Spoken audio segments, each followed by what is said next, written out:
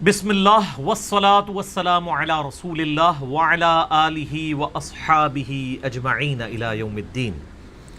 الحمدللہ آج علمی و تحقیقی مجلس نمبر 69 میں ہم انشاءاللہ تعالی 1-to-1 کوسچن آنسر سیشن کا سلسلہ شروع کریں گے۔ آج انشاءاللہ ہمارے حسن بھائی مجھ سے 1-to-1 سوال کریں گے انشاءاللہ تعالی۔ جی حسن بھائی۔ السلام علیکم ورحمۃ اللہ وبرکاتہ۔ وعلیکم السلام ورحمۃ اللہ۔ بسم اللہ الرحمن الرحیم۔ اللہم صلی علی محمد وعلی آل محمد۔ ہم نے تو آج تک علماء سے یہی سنا ہے کہ مولا علی علیہ السلام سیدنا عمر فاروق رضی اللہ تعالیٰ عنہ کے اعمال پر رشک فرماتے تھے، جبکہ آپ سے پہلی بار سنا کہ سیدنا عمر فاروق رضی اللہ تعالیٰ عنہ بھی مولا علی علیہ السلام پر رشک کرتے تھے۔ اب یہ دونوں باتیں کیا بیک وقت درست ہیں یا علماء کی کہانیاں ہیں؟ پلیز میرے سوال کا جواب صحیح بخاری اور صحیح مسلم کی روشنی میں عنایت فرمائیں، شکریہ۔ دیکھیں جی، یہ علماء کی کہانیاں نہیں ہیں، علماء سب کچھ کہانیاں بھی نہیں بیان کرتے، کچھ صحیح باتیں بھی کر دیتے ہیں۔ یہ ہمارے سیاسی لیڈرز کا ایشو ہوتا ہے کہ ایک سیاسی لیڈر اگر دوسرے کی تعریف کر دیتا ہے تو دوسرا کہتا ہے بس اب میں سپیریئر ہو گیا ہوں، میں اس کی تعریف نہیں کروں گا، کیونکہ اس نے مجھے پہلے ہی بڑا مان لیا ہے۔ صحابہ کرام علیہم رضوان کے اندر چونکہ للہیت کوٹ کوٹ کے بھری ہوئی تھی، انہیں اس چیز سے غرض نہیں ہوتا تھا، ان کے لیے نسبت اللہ اور اس کے محبوب صلی اللہ علیہ وآلہ وسلم کی ہوتی تھی۔ جہاں پہ ان کو ایسی چیز نظر آتی تھی وہ فوراً سرنڈر کرتے تھے اور کسی بھی مسلمان کی تعریف کرنے میں کوئی آر محسوس نہیں کرتے تھے، کوئی تکبر ان کے اندر نہیں تھا، کوئی ان کے اندر ضد اور ہٹ درمی نہیں ہوتی تھی۔ یہ واقعی صحیح بات ہے کہ یہ میں نے پہلی دفعہ اس ٹروتھ کو ریویل کیا ہے کہ صحیح مسلم میں یہ حدیث موجود ہے، بخاری اور مسلم دونوں میں یہ حدیث ہے، جو وہ آخری پارٹ ہے وہ مسلم میں ہے، بخاری اور مسلم میں حدیث ہے۔ حضرت سعد ابن ابی وقاص کہتے ہیں رضی اللہ تعالی عنہما وعلیہ السلام، اور سیدنا ابو ہریرہ رضی اللہ تعالی عنہ علیہ السلام، کہ غزوہ خیبر کے موقع پر نبی صلی اللہ علیہ وآلہ وسلم نے فرمایا میں کل اس شخص کے ہاتھ میں جھنڈا دوں گا جو اللہ اور اس کے رسول سے محبت کرتا ہے، اور یہ تو چھوٹی بات ہے، اور اللہ اور اس کا رسول اس سے محبت کرتے ہیں، یہ بہت بڑی بات ہے۔ تو سعد ابن ابی وقاص کہتے ہیں کہ ہم پوری رات بے چینی میں سوئے نہیں کہ وہ خوش نصیب کون ہوگا۔ جب صبح ہوئی تو نبی علیہ السلام نے فرمایا کہ علی ابن ابی طالب کو میرے پاس بلاؤ۔ بلایا گیا، ان کی آنکھوں میں آشوب چشم تھا، نبی علیہ السلام نے اپنے مبارک لعاب دہن ان کی آنکھوں میں لگایا، مبارک ہاتھوں سے زرہ باندھی اور آپ نے روانہ کیا اور فرمایا کہ اے علی پہلے ان کو دعوت دینا۔ میدان جنگ میں بھی کہا کہ پہلے ان کو دعوت دینا، اگر تیری وجہ سے ایک بندے کو بھی ہدایت مل گئی نا تو تیرے لیے سرخ اونٹوں سے بہتر ہے۔ اور صحابہ کرام کہتے ہیں سیدنا علی کو یہ فضیلت حاصل ہوئی، اللہ تعالیٰ نے ان کے ہاتھوں پہ فتح دے دی۔ یہ تو بخاری و مسلم میں ہے۔ مسلم شریف میں آگے الفاظ ہیں کہ سیدنا ابو ہریرہ کہتے ہیں کہ حضرت عمر فاروق رضی اللہ تعالیٰ عنہ مجھ سے کہا کرتے تھے کہ مجھے اپنی زندگی میں کبھی بھی نبی علیہ السلام کی طرف سے عمارت کا شوق پیدا نہیں ہوا، یعنی وہ کہتے تھے میری ایک زندگی میں جو عمارت والا معاملہ ہے میں اس سے دور ہی بھاگتا ہوں۔ آپ کو پتہ ہے نا، حضرت ابوبکر کا بھی جب یہ مشورہ شروع کیا تو حضرت عمر نے سب سے پہلے کہا کہ جی مجھے تو ہم معافی رکھیں، باقیوں میں سے کوئی مشورہ کر لے، میں جو بھی مسلمان راضی ہو جائیں گے۔ حضرت ابوبکر نے بھی سب سے مشورہ کیا، حضرت عمر سے نہیں کیا، اور سب سے مشورہ کیا کہ اس کو کر دوں، تو سب نے کہا ٹھیک ہے۔ جب اناؤنسمنٹ کی تو حضرت عمر نے کہا کہ آپ نے مجھ سے مشورہ، ان کا مجھے پتا تھا تم نے تو ماننا ہی نہیں ہے، تو بس اب اس کو مسلمانوں کے مشورے کو قبول کرو۔ تو حضرت عمر کی ایک طبیعت میں ایک عاجزی والا معاملہ تھا، اور آپ دیکھ لیں کہ یہی عاجزی ہے جو ان کو ایمان کی طرف لے آئی ہے۔ نبی علیہ السلام کی ترمذی میں دعا ہے نا، اے اللہ عمر ابن حشام اور عمر ابن خطاب میں سے ایک کو اسلام کی دولت دے دے۔ ابو جہل کو کیوں نہیں ملی؟ میں آپ کو ایک ہی فرق ایک ہی بندے کی زبانی بتا دیتا ہوں۔ حضرت عبداللہ ابن مسعود کہتے ہیں، صحیح بخاری میں آتا ہے کہ جب اس مرنے کے قریب تھا، وہ جو دو بچوں نے اس کو قتل کر کے نیچے گرایا، بھی اس کی رمق باقی تھی، تو میں اس کی جب گردن کاٹنے کے لیے اس کے سینے پہ چڑھا تو مجھے کہنے لگا کہ تم ایک کم ذات کے آدمی نے ایک بہت بڑی سواری کے اوپر سوار ہوا ہے اور میری گردن کو نیچے سے کاٹنا تاکہ سردار کی گردن نظر آئے۔ یہ اکڑ آخری وقت میں بھی نہیں جا رہی ہے، ٹھیک ہے جی۔ اور دوسری طرف آپ حضرت عمر فاروق رضی اللہ تعالیٰ عنہ کو دیکھیں کہ بلال حبشی کو کہہ رہے ہیں، صحیح بخاری میں حدیث ہیں کہ ابو بکر ہمارے سید ہیں جنہوں نے ہمارے سید بلال کو آزاد کروایا. عرب کے بنو عدی کا سردار ایک حبشی کو، یہ آپ امیجن ہی نہیں کر سکتے آج کہ خاندانی وہاں پہ نظام، قریش تو اپنے برابر کسی کو سمجھتے نہیں تھے، سیدنا بلال کہہ رہے ہیں. اور ایک دفعہ جب ابو جہل پٹائی کر رہا تھا عبداللہ ابن مسعود کی، دھکا مار کے چلا گیا. یہ سب کچھ عمر سیریز میں فلمایا قطر والوں نے. تو وہ اب وہ نیچے گرے پڑے ہوئے ہیں، حضرت عمر وہاں سے گزر رہے ہوتے ہیں، ابھی اسلام نہیں قبول کیا ہوتا. تو وہ ہاتھ پکڑ کے اسے اٹھاتے ہیں، تو عبداللہ بن مسعود کی زبان سے نکل جاتا ہے کہ واللہ تم ان دونوں میں سے بہتر ہو. تو یعنی جو نبی علیہ السلام نے دو مانگے ہیں نا، ان میں سے تم بہتر ہو، یعنی عاجزی ہے. یعنی ہے کافروں کی پارٹی میں اور میرے ساتھ بھی اس نے سلوک کر رہے ہو، اور وہی ہوا، اللہ تعالیٰ نے ان کو قبول کر لیا. تو کریکشن ہے، اور میرے خیال سے وہ دولت اسلام کی دولت کا نہیں کہا تھا، ان میں سے کسی کے ذریعے اسلام کو عزت دی. ہاں یہ بھی ہے، یہ دو علیحدہ حدیث ہیں، دو علیحدہ، ترمذی میں دونوں روایتیں موجود ہیں. اچھا اب آپ دیکھیں کہ سیدنا عمر فاروق رضی اللہ تعالیٰ عنہ کہتے ہیں، حضرت ابو ہریرہ کہتے ہیں مسلم شریف کی اس حدیث میں کہ حضرت عمر مجھے کہا کرتے تھے مجھے پوری زندگی کبھی عمارت کا شوق نہیں ہوا سوائے اس دن کے کہ جس دن علی کو جھنڈا ملا. مجھے بھی خواہش تھی کہ کاش نبی علیہ السلام مجھے وہ جھنڈا دیتے. یہ حضرت علی کے لیے بہت بڑی فضیلت ہے اس حوالے سے کہ سیدنا عمر ان پر رشک کرتے تھے. باقی ایک سنن کبریٰ البیہقی میں من گھڑت روایت ہے کہ حضرت عمر کہا کرتے تھے، وہ جو ایک بڑی مشہور بیان کر رہے ہوتے ہیں کہ جی وہ ستاروں کے برابر کس کی نیکی ہیں. حضرت عائشہ نے پوچھا تو ان کا بھی تیرے باپ کی ہیں، تو حضرت عمر کی ہیں، تو پوچھا کہ میرے باپ کی، ان کا جی ان کی تو ایک نیکی جو ہے وہ غار ثور کی سب پہ بھاری ہے. اس حدیث کو شیخ البانی نے، شیخ زبیلی زئی صاحب نے، دونوں نے لکھا ہے یہ موضوع حدیث ہے، وضع کی گئی حدیث ہے، لیکن یہ ہمارے مسلمانوں کے بچے کو یاد ہے. جعلی حدیث ہے، ضعیف نہیں سر، گھڑی ہوئی حدیث ہے. اور جو مسلم شریف کی حدیث تھی وہ ہم نے آگے ایکسپلور کی ہے کہ حضرت عمر کہتے تھے مجھے علی پر رشک ہے کہ مجھے وہ جھنڈا نہیں ملا اور علی کو ملا. دوسری طرف سیدنا علی بھی سیدنا عمر سے بڑی محبت کرتے تھے. ہاں بخاری اور مسلم دونوں میں حدیث ہے، مشکات میں بھی آپ کو مل جائے گی 3 جلد میں، حضرت ابو بکر عمر کے فضائل کے چیپٹر میں.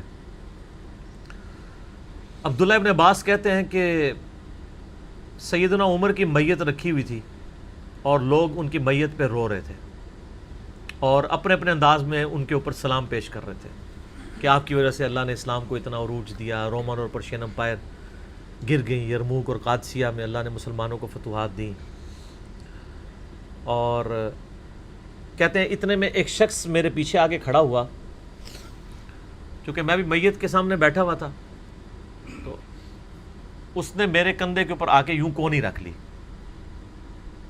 اور اس نے سیدنا عمر کی میت کو مخاطب کر کے کہا کہ اللہ تجھ پہ رحم کرے اے عمر ابن خطاب. میں نے اللہ کے محبوب صلی اللہ علیہ وآلہ وسلم سے بارہا سنا تھا کہ میں ابو بکر اور عمر فلاں جگہ گئے، میں ابو بکر اور عمر داخل ہوئے، میں ابو بکر اور عمر نکلے.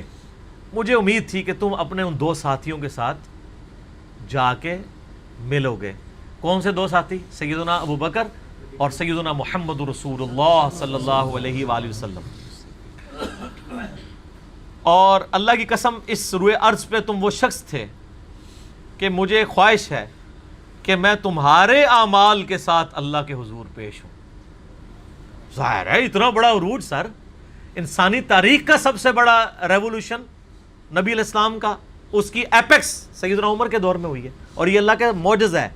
نبی علیہ السلام کی مبارک زندگی میں انقلاب آتا نا تو اس طرح کے تو بہت لیڈر پہلے بھی آئے تھے جنہوں نے اپنی زندگیوں میں انقلاب لے کے آئے تھے. یہ معجزہ یہ تھا کہ وہ شخص دنیا سے چلا گیا، ہزاروں اس کے ماننے والے مرتد ہو گئے عرب قبائل، اور چند مخلص ساتھی ساتھ ہیں، اس کے باوجود اللہ نے رومن اور پرشین امپائر الٹوا دیے. کتنا بڑا معجزہ ہے. اگر نبی علیہ السلام اپنی مبارک زندگی میں کر جاتے، وہ تو اسکندر اعظم بھی کر گیا، بعد میں چنگیز خان نے بھی کیا، بڑے بڑے لیڈر آئے. یہ ڈفرنس ہے، ایک یہ ڈفرنس، اور دوسرا ڈفرنس یہ کہ نبی علیہ السلام نے اپنی وفات کے بعد 10 سال بعد، 20 سال بعد، 30 سال بعد، 50 سال بعد، ایون 500 1000 سال بعد ہونے والے واقعات کو بھی بیان فرما دیا کہ یہ ہوگا. آج تو ہم تاریخ میں دیکھ سکتے ہیں کہ وہ سب کچھ ہوا ہے. اگر آپ کو شوق ہو تو دلائل النبوہ امام بیہقی کی کتاب ہے 3500 حدیث پہ، 5ویں صدی ہجری میں لکھی گئی ہے. اس میں 500 سال میں جو نبی الاسلام کی پروفیسیز پوری ہوئی ہیں نا، منوان اسی طریقے سے موجود ہیں. بخاری مسلم میں جو حدیثیں ہیں تاتاریوں سے جنگوں والی، وہ اس وقت تک نہیں ہوئی تھیں، حدیثیں تو پہلے سے موجود تھی. آج تو ہم ان کو بھی درست مان رہے ہیں. ٹھیک ہے، نبی علیہ السلام نے پریڈکشن کی تھی کہ عنقریب کیسر روم ختم ہوگا، قیامت تک کوئی کیسر نہیں ہوگا. بخاری مسلم کی حدیث ہے، اور دیکھ لیں قیامت تک کوئی کیسر نہیں ہوا. عنقریب پرشین امپائر ختم ہوگی اور قیامت تک کوئی کسرا نہیں ہوگا. آج دیکھ لیں 1400 سال ہو گئے ہیں. سر یہ اسی طریقے سے ہے کہ میں کہوں کہ عنقریب امریکہ اور رشیا ختم ہو جائیں گے ود ان فیو ایئرس، اور قیامت تک کبھی ان کو پاورز نہیں ملیں گی جو کہ ابھی پاور ہیں اور جن کی صدیوں سے چل رہی ہیں. اور وہ پھر پاور بھی ان لوگوں کے ہاتھوں ہوئی ہیں کہ جن کے پاس اسلحہ بھی نہیں تھا ان کے ساتھ لڑنے کے لیے، مین پاور بھی نہیں تھی ان کے لیول کی، الٹوا دی اللہ تعالیٰ نے. تو سیدنا علی نے کہا کہ یعنی ابن عباس کہتے ہیں کہ حضرت عمر فاروق رضی اللہ تعالیٰ عنہ کی میت پہ یعنی یہ کلام وہ جو شخص میرے یعنی کندھے پہ کونی رکھ کے کر رہا تھا نا، تو میں نے جب اس کو مڑ کے دیکھا تو وہ علی بن ابی طالب تھے جو سیدنا عمر کے بارے میں یہ کلمات کہہ رہے تھے.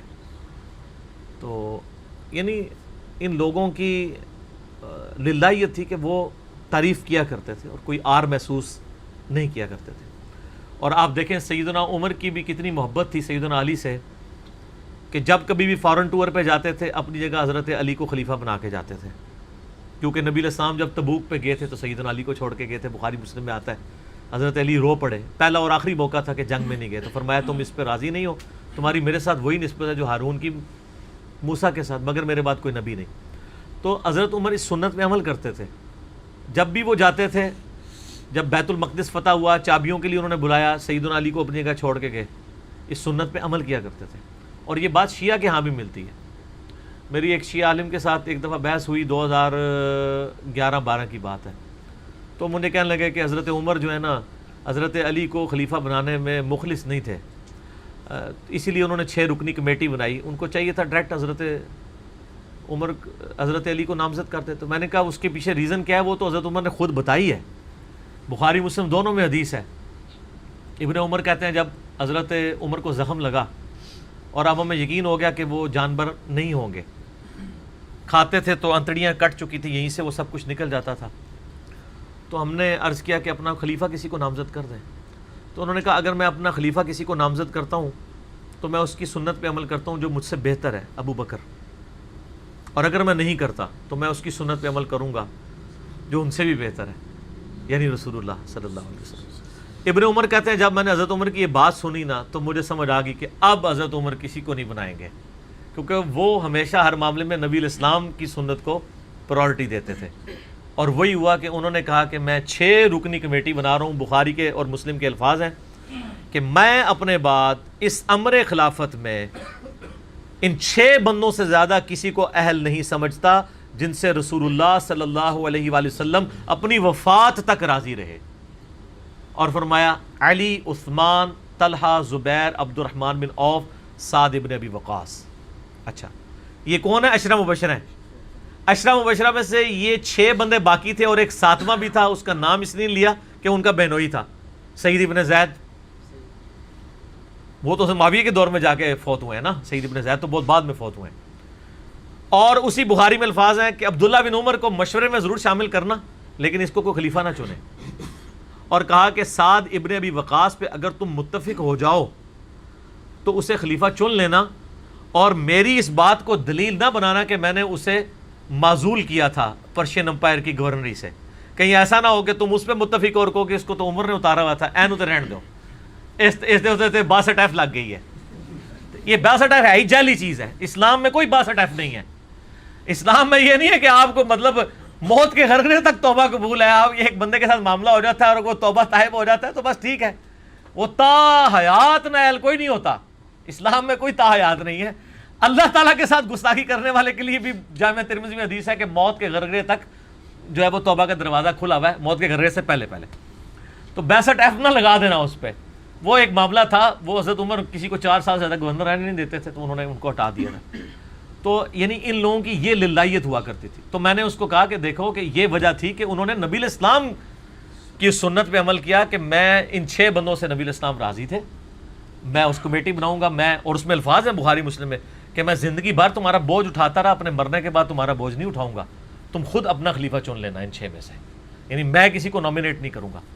دوسرا، میں نے اس شیعہ عالم سے یہ بات کی کہ حضرت عمر اتنے بڑے رسک کے اوپر تھے کہ جس نے پوری دنیا کو الٹ دیا ہے، اور وہ چند بندے لے کے رومن اور پرشین امپائر کا وزٹ کر رہا ہے، کوئی بھی قافلہ ان پہ حملہ کر کے ان کو شہید کر سکتا تھا، اور اگر خدا نہ خواستہ اس دوران وہ شہید ہو جاتے تو حضرت علی آٹومیٹکلی خلیفہ ہوتے، کیونکہ ان کو چھوڑ کے گئے ہوئے تھے۔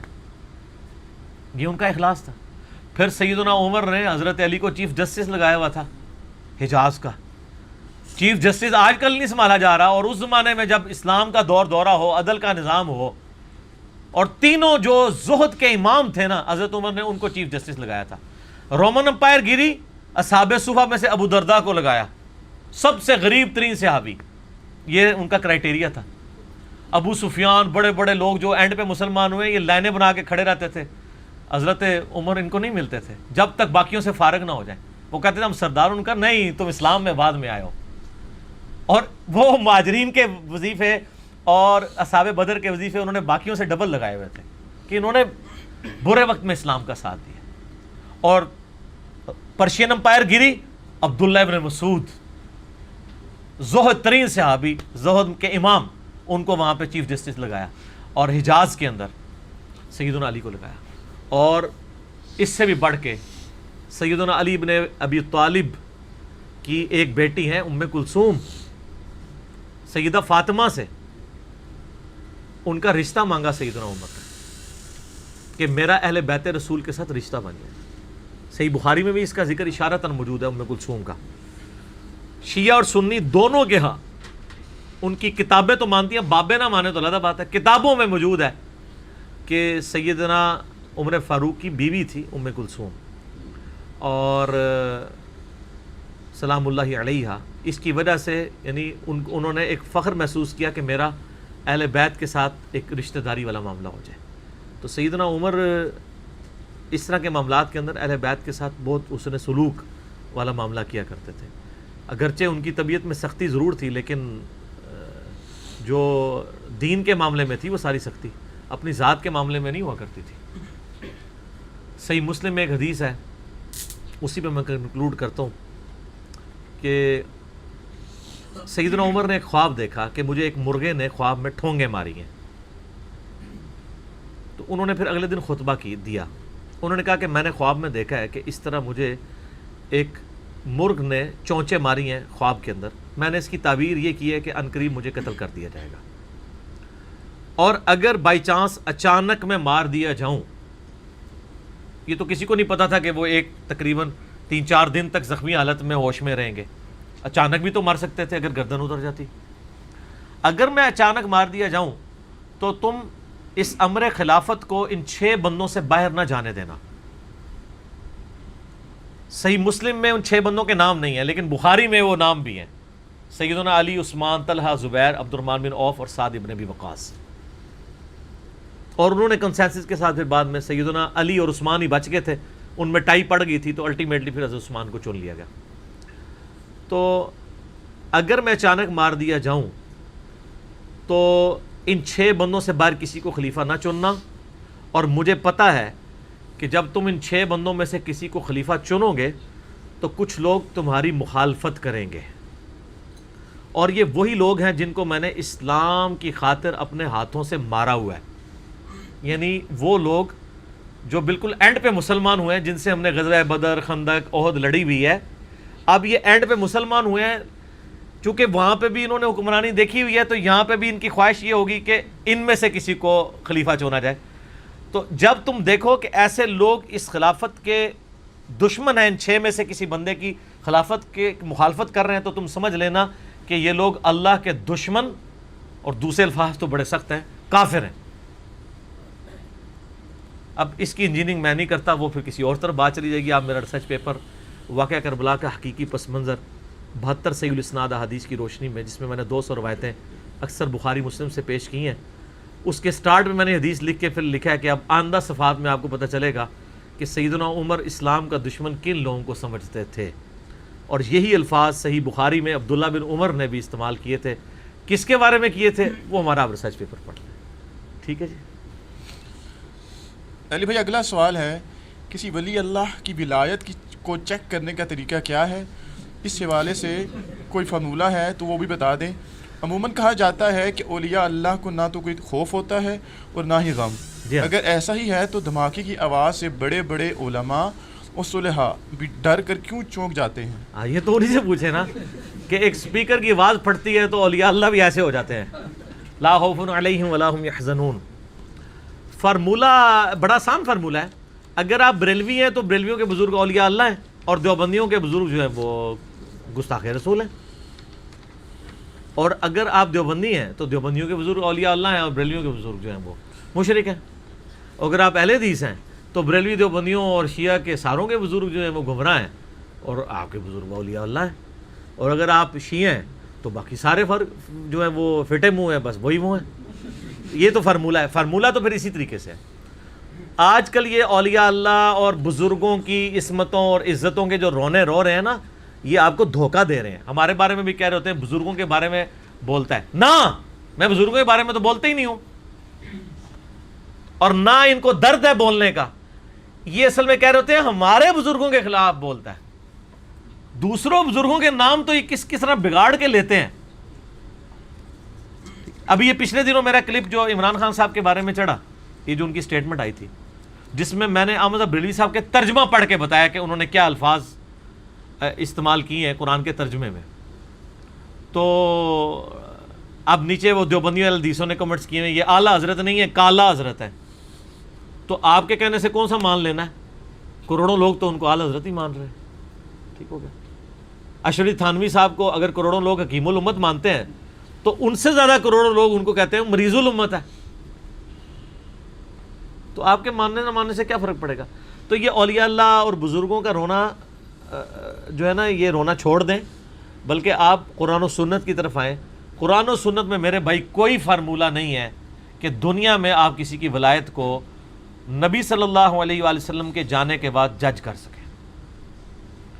آپ مجھے بتائیں نبی علیہ السلام کی مبارک زندگی میں بھی سورہ التوبہ میں آتا ہے کہ اے نبی، آیت نمبر 100، 101 and 102، اے نبی علیہ السلام آپ کے اصحاب کے بارے میں یعنی ذکر ہوتا ہے کہ 3 گروہ ہیں. فرمایا سابقون الاولون من المہاجرین والانصار، سبقت لے گئے مہاجرین و انصار جو سب سے آگے چلے گئے. اچھا، اور کہا وہ تو ایمان میں اعلیٰ ترین درجے کے ہیں. دوسرا فرمایا کہ مدینے اور ارد گرد کے لوگوں میں پکے منافق ہیں اور ایسے منافق ہیں جن کو اے نبی تم بھی نہیں جانتے. آج کے دور کے وہ اولیاء اللہ ہیں کیونکہ قانوناً وہ صحابی ہیں اور یہ کہتے ہیں کہ ایک عام صحابی کے پاؤں کی خاک جو ہے نا وہ غوث کتب سے افضل ہے. تو ظاہر ہے جب نبی علیہ السلام بھی نہیں جانتے کہ وہ کون ہے تو ظاہر ہے غوث کتب سے افضل ہیں وہ تو اللہ کو پتہ ہے. اور تیسرا فرمایا ملے جلے اعمال کرنے والے ہیں، اللہ تعالیٰ ان کو دیکھے گا. یعنی مسلمان تو ہیں لیکن ان سے برائیاں بھی ہو رہی ہیں، اچھائیاں بھی ہو رہی ہیں، یعنی کمزور درجے کے مسلمان ہیں. ہمارے ساتھ کمپیئر کرتے ہوئے نہیں، سیدنا ابوبکر، عمر، عثمان و علی رضی اللہ عنہ مجمعین کے ساتھ کمپیئر کرتے ہوئے ان کے ساتھ. تو یہ 3 کیٹیگریز وہاں پہ بیان ہوئی ہیں. آج کے دور میں کوئی شخص کسی کو ولی اس طریقے سے ڈکلیئر نہیں کر سکتا. اس زمانے میں بھی جو اولیاء اللہ تھے نا، ان کو ڈکلیئر کرنا بھی وہی کے ساتھ تھا، اور اگر وہی میں نہیں بتایا گیا تو نہیں پتا. ٹھیک ہو گیا. یہ ریکارڈنگ ہو رہی ہے، آپ نے اگر کوشچن کرنا ہے کاؤنٹر لکھ کے دے دیجیے گا، کوئی مسئلہ نہیں. بعد میں آج کی دیر میں ڈیٹ کے اندر کوئی شخص کسی کے بارے میں ولی ہونے کا سرٹیفکیٹ نہیں دے سکتا. صرف حسن ظن ضرور ہم رکھ سکتے ہیں، یعنی میرا حسن ظن ہے کہ امام بخاری، امام مسلم اور باقی ائمہ جو ہیں یہ اولیاء اللہ میں سے ہیں، لیکن سرٹیفکیٹ نہیں. ہمارا صرف حسن ظن ہے، ہم ڈکلیئر نہیں کسی کو کر سکتے. نبی علیہ السلام کے مبارک زمانے میں نہیں تھا ایسا. بخاری اور مسلم دونوں میں حدیث ہے، نبی علیہ السلام کا ایک غلام تھا مدعم، جو آپ صلی اللہ علیہ وسلم کو سفر و حضر میں آپ کے اونٹ کا کجاوا کسا کرتا تھا، وضو کروایا کرتا تھا. جب مر گیا تو صحابہ نے کہا یہ تو سیدھا جنتی ہے. آپ فرمایا تم جنت کی بشارت دے رہے ہو، حالانکہ مجھے اللہ نے دکھایا کہ اس نے مال غنیمت کی ایک چادر چوری کی تھی جو آگ کی بنا کے اس کے اوپر ڈال دی گئی ہے. تو صحابہ کرام گھروں کو دوڑے. اگر کسی نے ایک رسی کا ٹکڑا بھی اٹھایا ہوا تھا نا، یہ کہ یہ خیر ہے یہ لے جاؤں، وہ واپس جمع کروا دیا. نبی علیہ السلام کو وضو کروانے والا، آپ کی سواری کا کجاوا کسنے والا، اس کی نسبت کام نہیں آئی ہے، اللہ تعالیٰ نے اس کو آگ کی چادر بنا دی ہے. وہ چادر تو آپ اور میں تو اس کو اولیاء اللہ ہی سمجھتے ہیں نا. ٹھیک ہے نا. تو یہ اتنا آسان معاملے نہیں ہے جتنے لوگ سمجھ رہے ہوتے ہیں۔ اذان عصر شروع ہو گئی ہے، اذان عصر کے وقفے کے بعد انشاءاللہ بقیہ گفتگو ہم لے کے چلتے ہیں۔ بسم اللہ والصلاة والسلام علی رسول اللہ وعلی آلہ واصحابہ اجمعین الی یوم الدین۔ الحمدللہ آج 23 جون 2019 کو سنڈے کے دن علمی و تحقیقی مجلس نمبر 69 میں ہم اپنی گفتگو کو وہیں سے سٹارٹ کرتے ہیں جہاں پہ ہم نے اذان عصر کے وقفے میں اس گفتگو کو چھوڑا تھا۔ اولیاء اللہ کے یعنی کرائٹیریا کیا ہے اس کے حوالے سے میں نے بتایا کہ جب صحابہ کرام علیہم رضوان میں یہ حالت تھی تو بعد کے لوگ کس طرح امیجن کر سکتے ہیں۔ صحیح بخاری میں حدیث ہے، ام العلا کہتی ہیں کہ عثمان بن مظعون رضی اللہ تعالیٰ عنہ ایک بوڑھے صحابی تھے، بیمار ہو گئے تو میں ان کی خدمت کرتی تھی، جب وہ فوت ہو گئے تو میں نے کہا کہ اے عثمان اللہ کے ہاں تو تیرے لیے جنت ہے۔ تو نبی علیہ السلام پاس کھڑے تھے تو آپ نے فرمایا تجھے کس نے کہہ دیا؟ ہائے ہائے ہائے ہائے۔ آپ فرمایا حالانکہ میں اللہ کا رسول ہوں، مجھے نہیں پتا میرے ساتھ کیا ہونا ہے۔ یہ بخاری کے الفاظ ہیں۔ تو ام العلا کہتی ہے اس دن کے بعد میں نے تہیہ کر لیا کہ میں کبھی کسی کے بارے میں نہیں کہوں گی کہ یہ جنتی ہے۔ تسی بے شک کہندے رہو جناب وہ فلانے دے مزار تے بڑا رش ہے، فلانے دے جناب اے ہے، بابا گرو نانک کے بھی مزار پہ رش ہے، تو کیا مان لیں گے ان کی بزرگی کو؟ مزاروں کے رش سے کیا ہوتا ہے؟ میں آپ کو گارنٹی سے کہتا ہوں جناب، آپ یہاں پہ ویسے فرضی قبر بنا کے نا وہاں پہ 100-150 بندہ چھوڑ دینا کرائے کے اوپر کچھ دنوں کے لیے، بس پھر وہاں سے چین ریئیکشن شروع ہو جائے گا، نہ رکنے والا۔ یہاں کیا سلسلہ چل رہا ہے؟ اسی طریقے سے چل رہا ہے۔ یہ کوئی گارنٹی نہیں ہے مزار کے اوپر رش ہونا۔ آپ ذرا چلے جائیں گنگا کے اوپر 30 کروڑ ہندو ہر سال لاتے ہیں، تو گنگا کو بزرگی والا زمزم تو اتنے لوگ نہیں پی رہے ہوتے جتنے گنگا پہ جا کے لوگ نہا رہے ہوتے ہیں۔ تو اس طرح بزرگی نہیں ہو جاتی ہیں، یعنی علمی دلائل کے ساتھ چلنا چاہیے۔ اولیاء اللہ کی نشانیاں، یعنی اولیاء اللہ بننے کے لیے آپ کو کیا کرنے کی ضرورت ہے، وہ تو ضرور آپ کہہ سکتے ہیں کہ ہمیں قرآن و سنت نے ایسی تعلیمات دی ہیں۔ سورۃ الفرقان میں آخر میں جا کے 12 آیات جو آتی ہیں نا، اس میں نے مسئلہ 120 ریکارڈ کروایا تھا، اللہ کے ولیوں کی 12 نشانیاں، ٹھیک ہے۔ وعباد الرحمن الذین یمشون علی الارض ہونا، وہ والی آیات، اس میں 12 نشانیاں ہیں کہ ایک اللہ کے نیک بندے کو کیسا ہونا چاہیے۔ تو وہ اب ظاہر پورا 1 گھنٹہ لگ جائے گا، وہ آپ دیکھیں، لیکن یہ کرائٹیریا ہے صرف اس کی طرف تگ و دو کرنے کا۔ باقی اس کو ڈیفائن کرنا کہ کون ولی بن گیا کون نہیں بنا، وہی کے بغیر ممکن نہیں ہے۔ نبی علیہ السلام کی خود بخاری مسلم میں حدیث ہے، بعض اوقات تم میرے پاس مقدمہ لے کے آتے ہو، تم میں سے کوئی زیادہ چرب زبان ہوتا ہے تو میں دلائل کی روشنی میں اس کے حق میں فیصلہ کر دیتا ہوں، ٹھیک ہے، حالانکہ وہ نہ حق ہوتا ہے۔ تو دیکھو اگر میں نے بھی فیصلہ کر دیا تو تم اپنے گھر آگ کا ٹکڑا لے کر جا رہے ہوگے، اگرچہ میں نے تمہارے حق میں فیصلہ کیا، تم تو جانتے ہو کہ تم جھوٹے ہو۔ نبی علیہ السلام بھی ظاہری شواہد کے اوپر فیصلہ کرتے تھے۔ صحیح بخاری میں حضرت عمر فاروق رضی اللہ تعالیٰ عنہ کا قول کتاب الشہداء چیپٹر میں ہے کہ جب تک اللہ کے نبی ہم میں موجود تھے تو اللہ تعالیٰ ہمیں وحی کے ذریعے غیبی خبریں دے دیتا تھا۔ جب سے نبی علیہ السلام دنیا سے چلے گئے ہم لوگوں کے ظاہری اعمال کے اوپر فیصلہ کریں گے اور ان کے دل کا معاملہ اللہ کے اوپر چھوڑیں گے۔ اور یار اگر حضرت عمر کا علم غیب، حضرت عمر فاروق کی ولایت یہ ہے تو تمہارے بابے کس کھاتے کے اندر ہیں؟ اور اس میں تو میں اکثر ان کو ایک پھکی دیتا ہوں کہ یہ انہوں نے جو کرائٹیریا بنائے ہوئے ہیں جی، وہ بزرگ ہمارے دلوں کا حال جان لیتے ہیں، یہ کر لیتے ہیں۔ میں نے تو بڑا معصومانہ سوال کیا کہ دلوں کا حال تو بہت بڑی بات ہے، میں اپنی میکینیکل انجینئرنگ کا فارمولہ لکھ کے دیتا ہوں کسی بزرگ کو، وہ دیکھ کے پڑھ کے مجھے بتا دے۔ ہائے ہائے ہائے ہائے ہائے، دیکھ کے۔ ابھی تو میں یہ پوچھوں گا نہیں کہ یہ اس کا مطلب کیا ہے، مطلب تو جس طرح قرآن کا ترجمہ نہیں ان کو آتا وہ بھی نہیں آتا ہوگا، صرف ریسائٹ کر دیں کہ یہ سائنس کون کون سے میں نے ڈالے ہیں۔ ہمارے تو ایک ایک فارمولے کے اندر 14-15 الفابیٹس آتے ہیں، کچھ لیٹن کے، کچھ گریک کے، کچھ، ان کو تو پتہ ہی کچھ نہیں ہوگا۔ یہ تو ہم کہہ ہی نہیں رہے کہ میں بتائیں کہ یہ فارمولہ کس چیز کا ہے، وہ تو کبھی یہ سارے مل کے بھی نہیں بتا سکتے، صرف ریسائٹ کر دیں کہ کیا لکھا ہوا ہے۔ تو یہ سب کے سب ان لوگوں کی اس طریقے سے کہانیاں چل رہی ہوتی ہیں۔ باقی یہ سوال جس نے کیا بہت زبردست ہے کہ اگر اولیاء اللہ کو کوئی خوف بھی نہیں ہے، کوئی غم بھی نہیں ہے، اس کا مطلب یہ لیتے ہیں جو، تو پھر تو جب اولیاء اللہ کے پاس اچانک چھوٹا سا اگر جو ہے وہ پٹاخہ چھوڑا جائے تو ان کو یوں نہیں کرنا چاہیے، لا خوف علیہم ولا۔ ایسے آپ کا کیا خیال ہے، ہوگا کہ نہیں؟ سارے ایسے کریں گے نا؟ کریں، کیوں نہیں کریں گے؟ یہ انسانی جبلت ہے۔ لا خوف علیہم ولا هم یحزنون، سورہ یونس کے اندر آیا ہے الا ان اولیاء اللہ لا خوف علیہم ولا هم یحزنون. یہ آخرت کا معاملہ ہے کہ قیامت والے دن جس نے اللہ کے لیے زندگی گزاری، قیامت والے دن نہ اسے کوئی خوف ہوگا نہ اسے کوئی غم ہوگا.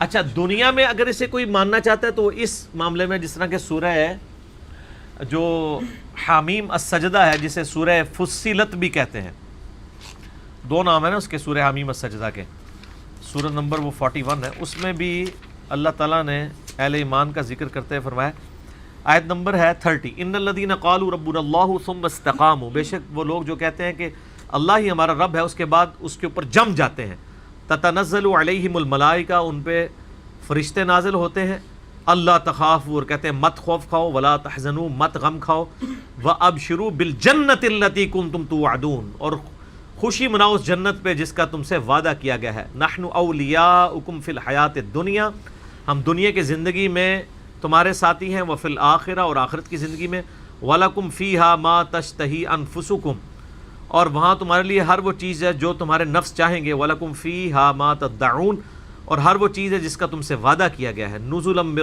مِّن غفور الرحیم، یہ مہمان نوازی ہوگی بخشنے والے مہربان کی طرف سے. یعنی موت کے وقت فرشتے ان کے اوپر، وہ تو ابو داؤد میں آپ کو ڈیٹیل احادیث ملیں گی، سنن نسائی میں بھی، کہ جب مومن کی روح نکل رہی ہوتی ہے اس وقت اس کے پاس فرشتے کی شکل میں آتے ہیں اور اس کو بشارت جنت کی وہیں سے ملنی شروع ہو جاتی ہے. تو اور دنیا کی زندگی سے مراد اگر موت کے علاوہ عام زندگی ہے تو اس میں کوئی بندہ دیکھ کے تو نہیں بتا سکتا کہ اس وقت اس کے ساتھ فرشتے اٹیچ ہیں. جس طرح اب یہاں پہ قرآن کی محفل ہے، صحیح مسلم میں حدیث ہے جہاں پہ لوگ قرآن کی تدریس کے لیے جمع ہوتے ہیں، تو اس محفل کو جو ہے وہ آسمان تک فرشتے اپنے پروں سے ڈھانپ لیتے ہیں. جو وہ ذکر کی محفلیں کہہ رہے ہوتے ہیں وہ اللہ ہو کی، وہ قرآن کا ذکر ہے، اس میں الفاظ ہیں. تو وہ اب ہمارا ایمان ہے کہ ہے ایسا، لیکن دیکھا تو کسی نے نہیں ہے. اسی طریقے سے یہ ساری چیزیں غیب سے تعلق رکھتی ہیں. کسی کے بارے میں ولی ڈکلیئر کرنا، سر یہ تو آپ وثوق کے ساتھ، سوائے ان لوگوں کے جن کو اللہ کے نبی علیہ السلام نے وضاحت کے ساتھ کہہ دیا، جیسے بخاری کی حدیث ہے اصحاب بدر کی اگلی پچھلی ساری خطائیں اللہ نے معاف کر دی ہیں چاہے جو مرضی کریں.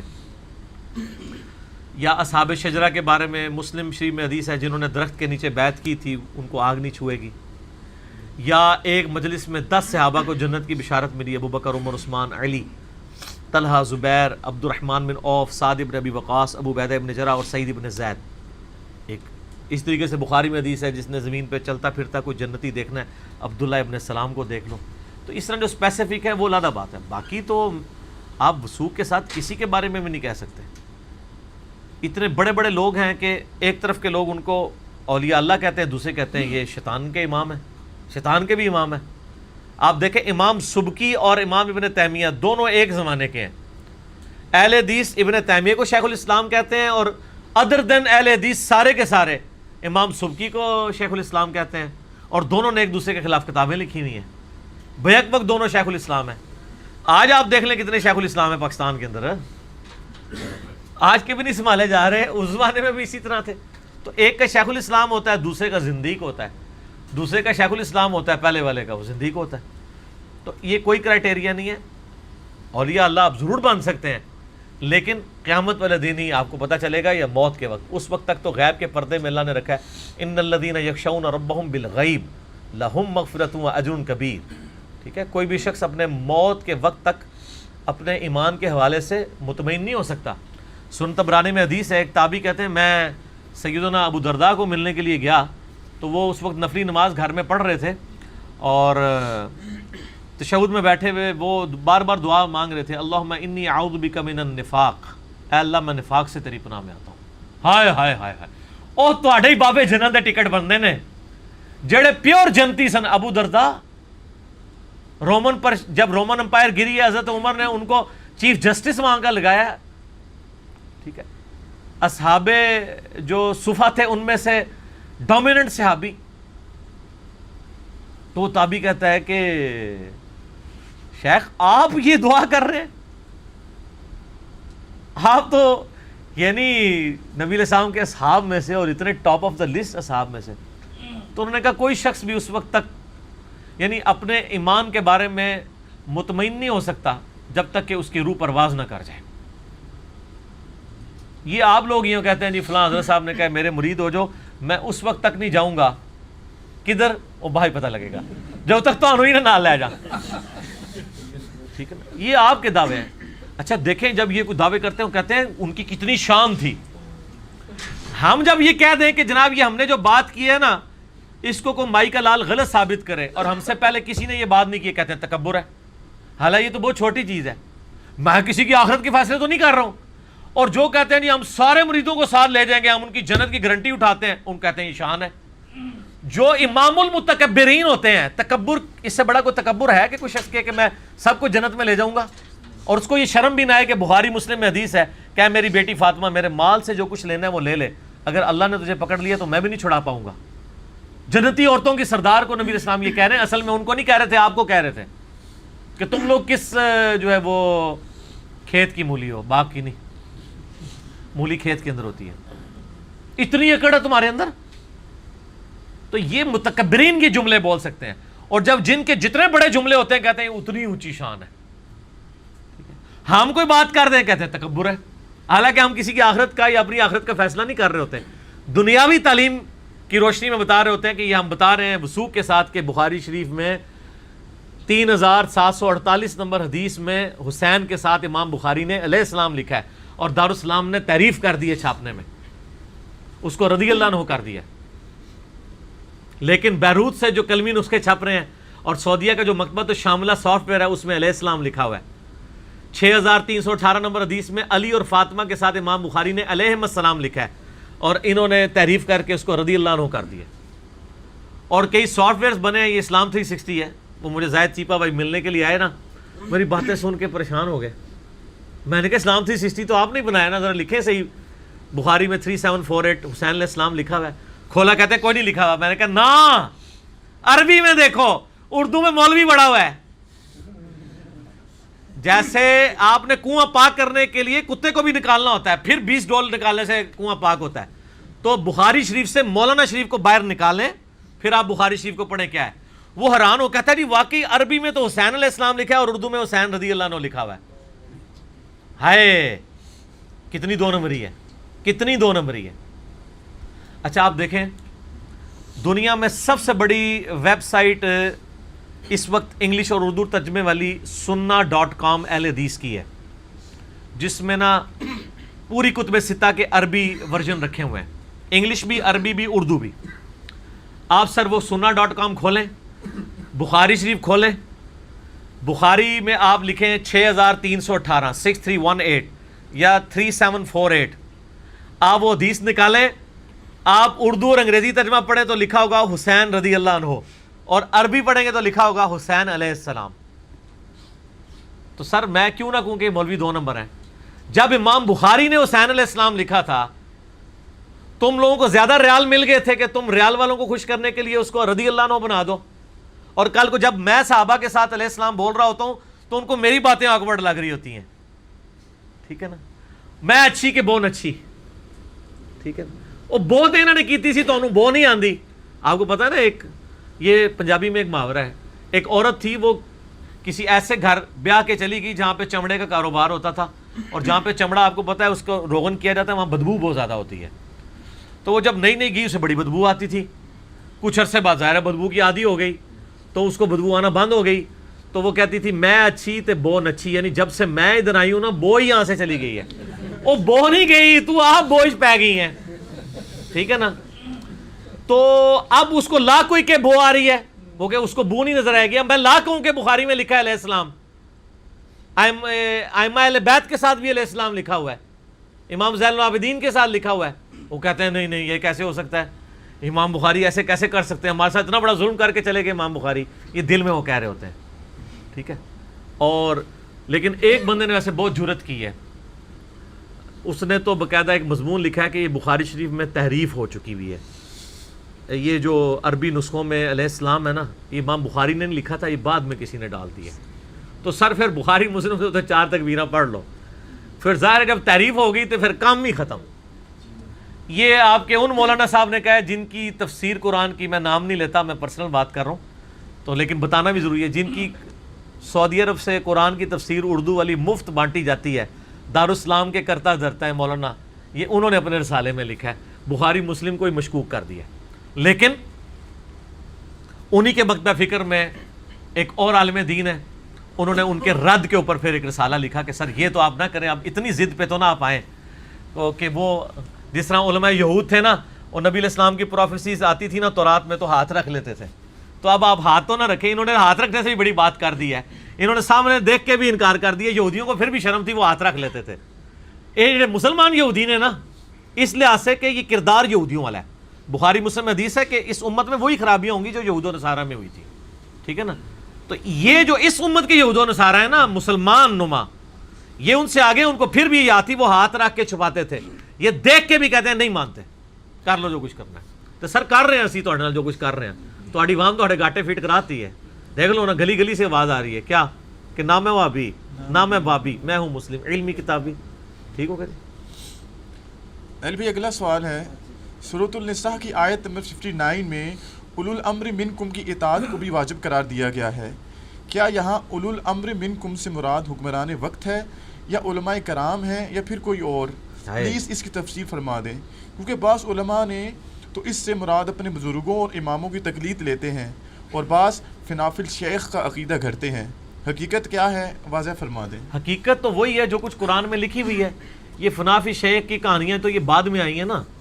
یہ تو آپ کو پتہ نا، یہ بیعت طریقت شروع کب ہوئی ہے. میرا یوٹیوب پہ ایک کلپ بھی ہے، بیعت خلافت اور بیعت طریقت میں فرق. بیسیکلی آپ کو پتہ ہے حسین ابن علی کو جب شہید کر دیا گیا تو اس کے بعد ایک دفعہ صرف ایک اور کوشش ہوئی ہے سید نفس زکیہ کی طرف سے. اس کے بعد نیک لوگوں نے کنکلوڈ کر لیا کہ ہم تو حکمرانوں کو ان کی مسندوں سے فارغ نہیں کر سکتے، تو اب چپ کر کے جس طرح کا بھی لولا لنگڑا حکمران ہے، 2 نمبر ہے، 10 نمبر ہے، اس کو اس طریقے سے قبول کر لو اور پیرلل میں اپنی خانقاہیں بنا کے لوگوں کو دین سکھانا شروع کر دو. تو جب وہ دین کی باری آئی تو پھر قرآن و حدیث میں تو جگہ جگہ بیعت کا ذکر ہے. تو پھر ان صلحاء نے سوچا کہ یار ان حکمرانوں کی بیعت ہم کیوں کروائیں، یہ تو ساری برائیاں کرتے ہیں آل امیہ اور آل عباس کے حکمران. تو انہوں نے پیرلل میں ایک اپنی بیعت کا خانقاہی سسٹم شروع کر دیا. یعنی ہوا پوری نیک نیتی کے ساتھ ہے. میں اکثر کہتا ہوں کہ اسلام کی ہسٹری میں جس نے اسلام کا بیڑا غرق کیا پوری نیک نیتی کے ساتھ ہے. پوری نیک نیتی اس میں شامل تھی، لیکن کیا بیڑا غرق ہے. انہوں نے یہی سمجھا کہ اس وقت اسلام کے ساتھ نیکی یہی ہو رہی ہے. وہ کرتے کرتے پھر اولو الامر منکم سے بھی آگے چلے گئے. انہوں نے کہا نہیں جی آپ فنا فی الرسول اور فنا فی اللہ کا تو سوچ نہیں سکتے جب تک شیخ میں فنا نہ ہو. اور بلکہ وہ اگلے دن ایک بندے نے نا ایک جگہ ہمارے یوٹیوب کے نیچے کومنٹس کیے ہوئے تھے کہ جی فنا فی شیخ کا عقیدہ اگر غلط ہے تو یہ بتائیں کہ میرے دادا ابو تھے جب وہ فوت ہوئے تو ان کی شکل اپنے شیخ والی بن گئی تھی، تو فنا فی شیخ تو میں نے اپنی آنکھوں سے دیکھا. اور سر ایسا نہیں ہوتا. جتنے بوڑھے ہیں نا آلموسٹ بڑھاپے کے وقت جب دانت ساروں کے نکل جائیں، داڑھی اور پتلے اور ایک جیسی شکلیں نظر آتی ہیں. میں آپ کو کئی ایک دکھاؤں گا جو سارے فنا فی شیخ بن چکے ہوئے ہوتے ہیں. میں نے خود اپنی زندگی میں بندے دیکھے ہیں، کیونکہ بوڑھے سارے ایک جیسے ہوتے ہیں. جیسے چائنیز سارے ایک جیسے نظر آتے ہیں نا آپ کو، تو چائنیز کو ہم سارے ایک جیسے نظر آتے ہیں. تو وہ یہ کوئی عقیدہ نہیں ہے، سب کے سب جعلی چیزیں. ایک ہی شخص ہے جس میں اگر فنا ہوا جاتا تو وہ ہے ما ضل صاحبکم وما غوا. تمہارے نبی نہ کبھی بہک کے ہیں نہ کبھی بے راہ چلے. نبی علیہ السلام کا یہ پروٹوکول تھا. تو یہ اولو الامر منکم سے مراد نہ تو وہ ہیں حکم، مطلب یہ فنا فی شیخ والی پارٹی، نہ اس سے کوئی تقلید ثابت ہوتی ہے، نہ علماء والے. یہ آپ کرولری کے طور پہ آخری درجے میں کوئی چیز داخل کر لیں، لازم بات ہے. اصل میں اولو الامر منکم وہی ہوگا جو قرآن کے نزول کے وقت جسے اولو الامر مانا جاتا تھا. قرآن سے پڑھتے ہیں صراط الذین انعمت علیہم، اے اللہ ان لوگوں کے راستے پر چلا جن پر تیرا انعام ہوا. ساتھ ہی پھر اپنے زمانے کے لوگوں کے نام لینا شروع کر دیتے ہیں. بھائی آپ جتنے بھی بزرگوں کے نام لیتے ہیں سارے قرآن کے بعد آئے ہیں. ان کے بارے میں آپ کیسے وثوق سے کہہ دیں گے کہ صراط الذین انعمت علیہم ہے؟ کیونکہ بریلویوں کے انعمت علیہم دیوبندیوں کے نزدیک جو ہیں وہ گمراہ ہیں، اور دیوبندیوں کے بریلویوں کے نزدیک ہے، سنی کے شیعہ کے سنیوں کے اہل حدیث کے سب کے نزدیک، باقیوں کے نزدیک اہل حدیث کے. یہ کیسے آپ ڈیفائن کریں گے؟ یہ سورہ نساء کی آیت نمبر 59 ہے. یا ایھا الذین آمنوا اطیعوا اللہ واطیعوا الرسول واولی الامر منکم فان تنازعتم فی شیء فردوه الی اللہ والرسول ان کنتم تؤمنون باللہ والیوم الآخر ذالک خیر واحسن تأویلا. اے ایمان والو اطاعت کرو اللہ کی اور اس کے رسول کی عز وجل و صلی اللہ علیہ وآلہ وسلم، اور جو تم میں اولو الامر ہے، جس کا حکم مانا جاتا ہو۔ امر کہتے ہیں حکم کو، اولو الامر حکم والا، دینے والا۔ نبی علیہ السلام کے زمانے میں تو اولو الامر کون تھا؟ نبی علیہ السلام۔ نبی علیہ السلام کے بعد کون اولو الامر ہوگا؟ جو اس مسند پہ آ کے ایز اے سکسیسر کے طور پہ بیٹھے گا، یعنی صحابہ کرام نے کنسنسس کے ساتھ سیدنا ابوبکر کو چنا، 6 مہینے کے بعد سیدنا علی نے بھی بیعت کر لی، تو مسلمانوں کا اجماع ہو گیا اس کے اوپر۔ تو اولو الامر حکمران وقت ہوگا، لیکن حکمران وقت کو بھی اوپن لائسنس نہیں ہے۔ اس کے آگے الفاظ ہے فَإِن تَنَازَعْتُمْ فِي شَيْءٍ، اگر تمہارا تنازع ہو جائے۔ تنازع کیا انسان کا اللہ سے ہو سکتا ہے؟ رسول سے؟ تو کس سے تنازع ہو رہا ہے؟ اولو الامر منکم۔ اور آپ مزے کی بات دیکھیں، اطیعوا اللہ و اطیعوا الرسول، آگے اطیع کے الفاظ نہیں ہیں، وَأُولِي الْأَمْرِ مِنْكُمْ ہے۔ اولی الامر کے ساتھ اطیع کے الفاظ ہی نہیں ہیں۔ وہ اللہ تعالیٰ نے نا وہ ایک پروٹوکول ہی پہلے نکال لیا، کہیں کوئی اطاعت ہی نہ بنا دے ایبسولوٹ، بتانے کے لیے کہ یہ ریلیٹیو ہے، ورنہ تو ہونا چاہیے تھا اطیعوا اللہ و اطیعوا الرسول، اور ساتھ پھر آتا کہ اطاعت کرو حکمران کی، وَأُولِي الْأَمْرِ، اور حکمران کی بھی، لیکن ساتھ کیا فَإِن تَنَازَعْتُمْ فِي شَيْءٍ، اگر تنازع ہو جائے تمہارا کسی مسئلے میں، اللہ رسول سے تو نہیں ہوگا، کس سے ہوگا؟ حکمران سے۔ فَرُدُّوا إِلَى اللَّهِ وَالرَّسُولِ، تو اپنے معاملے کو پلٹاؤ اللہ اور اس کے رسول کی طرف، یعنی کتاب و سنت کی طرف۔ آج کی ڈیٹ میں تو ایز اے پرسنالٹی تو نہیں ہے نبی علیہ السلام ہمارے سامنے، ایز این انسٹیٹیوشن ہے۔ اسی میں تمہارے لیے، اگر تم اللہ اور یوم آخرت پہ ایمان رکھتے ہو تو تب یہ تم کام کرو گے کہ حکمران سے بھی جھگڑا ہو، اللہ رسول سے فیصلہ کرواؤ، اور اسی میں تمہاری خیریت ہے اور اسی کا انجام بہتر ہونے والا ہے۔ یہاں اولو الامر سے مراد حکمران وقت ہے، اور حکمران وقت کے بھی وہ احکام جو کتاب و سنت کے دائرے کے اندر ہوں گے۔ اگر حکمران وقت کتاب و سنت کے خلاف کوئی بات کریں گے تو ان کی اطاعت کوئی واجب نہیں ہے، بالکل کیٹاگوریکلی یہ چیز سمجھ لیں۔ اور اب امام بزرگ یا علماء، ان کا لیول تو پھر بہت نیچے آ جائے گا نا، ان کی بات بھی کتاب و سنت سے ٹکرائے گی تو چھوڑ دی جائے گی، اور یہی ائمہ نے ہمیں تعلیم بھی دی ہے۔ اولو الامر کا جو اطاعت ہے وہ اللہ اور اس کے رسول کی اطاعت ہے کتاب و سنت کے دلائل کے اندر۔ اس کی ڈومیننٹ مثال آپ کو صحیح بخاری میں ملے گی کہ جب سیدہ عائشہ سلام اللہ علیہا بصرہ سے روانہ ہوئی تو حضرت علی نے حضرت عمار بن یاسر کو بھیجا کوفے میں، تاکہ لوگوں کو آمادہ کریں، کیونکہ کوفے کے لوگوں میں یہ مشہور ہو گیا تھا ہم نیوٹرل رہیں گے اس مسئلے میں۔ تو سیدنا عمار بن یاسر کو اور حضرت حسن بن علی کو، صحیح بخاری میں آتا ہے، حضرت علی نے بھیجا کہ آپ کوفے کے لوگوں کو اس بات پہ آمادہ کریں کہ یہ لوگ جتھا بنا کے ریٹ آف دی گورنمنٹ کو چیلنج کر رہے ہیں، اور سورہ حجرات میں آیا ہے کہ اگر مسلمانوں کا کوئی گروہ باغی ہو جائے تو اس کے خلاف قتال کرنا ہے، تو آپ نیوٹرل ہو کے کیوں بیٹھ رہے ہیں؟ یہ تو اسی طرح ہے کہ ایک گھر کے اندر چور داخل ہو جائیں اور آپ کے دونوں مال آدھا کر لیں، آپ کا کام ہے کہ آپ چور کے خلاف اس مالک کے حق میں لڑیں۔ تو آپ نیوٹرل کیوں ہو رہے ہیں؟ کیونکہ اولو الامر کی اطاعت جو ہے وہ اللہ اور اس کے رسول کی اطاعت کے اندر کرنی ہے آپ نے۔ حکمران وقت کی بیعت تو یعنی جو، اور پھر وہ صحیح بھی ہو حاکم، وہ تو واجب ہے۔ بخاری مسلم کی حدیث ہے کہ اگر ایک حکمران کی بیعت کر لی جائے لیکن وہ صحیح طریقے سے اسٹیبلش ہو، تلوار کی زور پہ نہ ہو، اور اس کے خلاف کوئی کھڑا ہو تو وہ باغی اس کو قتل کیا جائے۔ تو وہاں پہ صحیح بخاری میں آتا ہے کہ حضرت عمار بن یاسر کوفے کے ممبر پہ چڑھے، حسن بن علی کو سب سے اوپر والی سیڑھی پہ بٹھایا اور اس سے نچلے والی سیڑھی پہ خود کھڑے ہوئے، حالانکہ عمار بن یاسر ان کے باپ سے بھی بڑے تھے عمر میں، ان کو پروٹوکول دیا اہل بیت ہونے کی وجہ سے۔ بخاری میں الفاظ ہیں، انہوں نے پھر کہا کہ اے اہل کوفہ، سیدہ عائشہ بصرہ سے روانہ ہو چکی ہیں اور وہ دنیا اور آخرت میں تمہارے نبی کی بیوی ہیں۔ ہائے ہائے ہائے ہائے، جنگ کا اختلاف ہے لیکن احترام نہیں ہاتھ سے جا رہا۔ دنیا اور آخرت میں تمہارے نبی کی بیوی ہیں، یعنی کٹر جنتی ہیں، لیکن اللہ نے تمہیں آزمایا ہے کہ تم اللہ کی اطاعت کرتے ہو یا عائشہ کی اطاعت کرتے ہو۔ اللہ کی اطاعت کدھر سے آ گئی؟ اطیعوا اللہ و اطیعوا الرسول و اولی الامر منکم۔ تو عمار بن یاسر نے اس آیت کی تفسیر سمجھا دی کہ جو حکمران وقت کی اطاعت ہے وہ اللہ اور اس کے رسول کی اطاعت ہے، لہذا حضرت علی کے ساتھی جو ہیں وہ اللہ اور اس کے رسول کی اطاعت میں ہیں، اور مخالفین جو ہیں وہ اللہ اور اس کے رسول کی اطاعت کے خلاف۔ اب یہ الفاظ بڑے سخت ہیں کہ اللہ تمہیں آزما رہا ہے کہ تم اللہ کی اطاعت کرتے ہو یا عائشہ کی اطاعت کرتے ہو، لیکن تعریف پہلے کی کہ وہ دنیا اور آخرت میں بیوی ہیں، مرتبہ نہیں کام ہوا۔ یہاں تو ہم کسی کی غلطی ہائی لائٹ کرتے ہیں فوراً لوگوں کو مرتبے کی فکر پڑ جاتی ہے. وہ مرتبہ اپنی جگہ یار, حضرت آدم کی غلطی ہائی لائٹ ہونے سے حضرت آدم جو ہے وہ ہمارے جد امجیت سے ریٹائر ہو گئے ہیں کیا؟ اللہ نے ان کو ایک عزت دی ہوئی ہے, غلطی اپنی جگہ, ٹھیک ہے, معاف ہو چکی ہے, پھر بھی ذکر ہوتی ہے کیونکہ سورہ اعراف میں ہے کہ اے اولاد آدم دیکھنا تمہارے ماں باپ کو جس طرح شیطان نے ورگلایا تھا تمہیں نہ ورگلاتا ہے. بس اس حد تک. وہ اس لیے نہیں ہوتا کہ معاذ اللہ ان پہ لعنت کرنی ہوتی ہے, نعوذ باللہ, ایسا نہیں ہوتا. تو اولو الامر کی اطاعت یعنی حکمران وقت کی اطاعت, لیکن کتاب و سنت کے دائرے کے اندر. اگر کتاب و سنت سے ہٹ کے بات ہوگی پھر آپ نہیں کریں گے. اور اس کی بھی آپ مثال سن لیں, صحیح بخاری میں حدیث ہے, مسلم میں بھی ہے, بخاری کے الفاظ ہیں. مروان بن حکم خود بیان کرتا ہے امام زین العابدین سے. امام زین العابدین حضرت علی کے بیٹے ہیں, علی بن حسین, حضرت حسین کے, علی ابن حسین بن علی, امام زین العابدین. ان سے مروان کہتا ہے کہ میں اس مجلس میں موجود تھا جہاں پہ حضرت عثمان جب خلیفہ بنے ان کے اور سیدنا علی کے درمیان اختلاف ہو گیا. حضرت عثمان حج تمتع سے روکتے تھے, یعنی ایک سفر میں حج اور عمرہ کو جمع کرنے سے, جبکہ حضرت علی کہتے تھے یہ تو سنت ہے. اور بخاری مسلم میں حدیث ہے کہ قیامت تک کے لیے حج عمرے میں داخل ہو گیا. حضور نے یوں انگلیاں ڈال کے مشرکین عرب کی رسم توڑی تھی. مشرکین عرب حج کے دنوں میں عمرے کو گناہ سمجھتے تھے. نبی علیہ السلام نے رسم کو توڑ کے صحابہ کو حکم دیا کہ حج تمتع کرو, اور جنہوں نے احرام نہیں کھولا فرمایا یہ نافرمان ہے.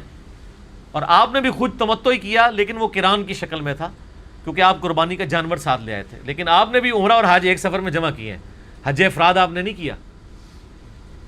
تو مروان بن حکم کہتا ہے کہ حضرت عثمان کو حضرت علی نے کہا کہ امیر المومنین میں کسی بھی شخص کے کہنے پہ نبی کی سنت کو نہیں چھوڑ سکتا, خواہ آپ ہی کیوں نہ ہو. اور پھر انہوں نے حضرت عثمان کو جب سمجھایا اور دیکھا کہ حضرت عثمان اپنی بات سے نہیں ہٹ رہے, تو انہوں نے کہا کہ میں آپ کو آپ کے حال پہ چھوڑتا ہوں, لیکن میں حج اور عمرے کی اکٹھی نیت کرتا ہوں سنت کے مطابق. سر حضرت علی نے یہ جو سنت بحال کی ہے آج پوری دنیا حج تمتع کر رہی ہے, ٹھیک ہے. جہاں کئی اور چیزیں حضرت علی کے دور خلافت میں بحال ہوئی ہیں ان میں سے ایک ہے. اور یہ حدیث بخاری مسلم دونوں میں ہے, لیکن بہت کم لوگ بیان کرتے ہیں. ایک حدیث بڑی مشہور ہے جو بیان کی جاتی ہے ترمذی سے, کہ ایک شخص آ کے عبداللہ بن عمر سے پوچھتا ہے کہ حج تمتع کرنا جائز ہے؟ انہوں نے کہا جائز, سنت ہے. سنت اس لیے کہ ایک سفر میں آپ نے دونوں سے فائدہ اٹھایا. قران بھی لغت کے معنوں میں تمتع ہی ہے, کیونکہ آپ نے ایک سفر میں دونوں سے فائدہ تمتع حاصل کر لیا نا. لیکن فرق یہ ہوتا ہے کہ تمتع میں آپ دونوں کرنے کے بعد احرام کھولتے ہیں جو قران میں, اور تمتع میں آپ عمرہ کر کے کھول دیتے ہیں, پھر حج کے دنوں میں دوبارہ باندھ لیتے ہیں. لیکن ایک سفر میں حج اور عمرے کو جمع کرنا, نفع اٹھانا دونوں سے, یہ تمتع میں بھی ہوتا ہے اور قران میں بھی ہوتا ہے. افراد میں اکیلا ہوتا ہے حج, اور لیکن اس میں پھر قربانی کوئی نہیں ہے. اس میں قربانی ہے کیونکہ آپ نے ایک سفر میں دو چیزوں سے فائدہ اٹھایا. تو عبداللہ بن عمر کہتے ہیں کہ یہ تو سنت ہے.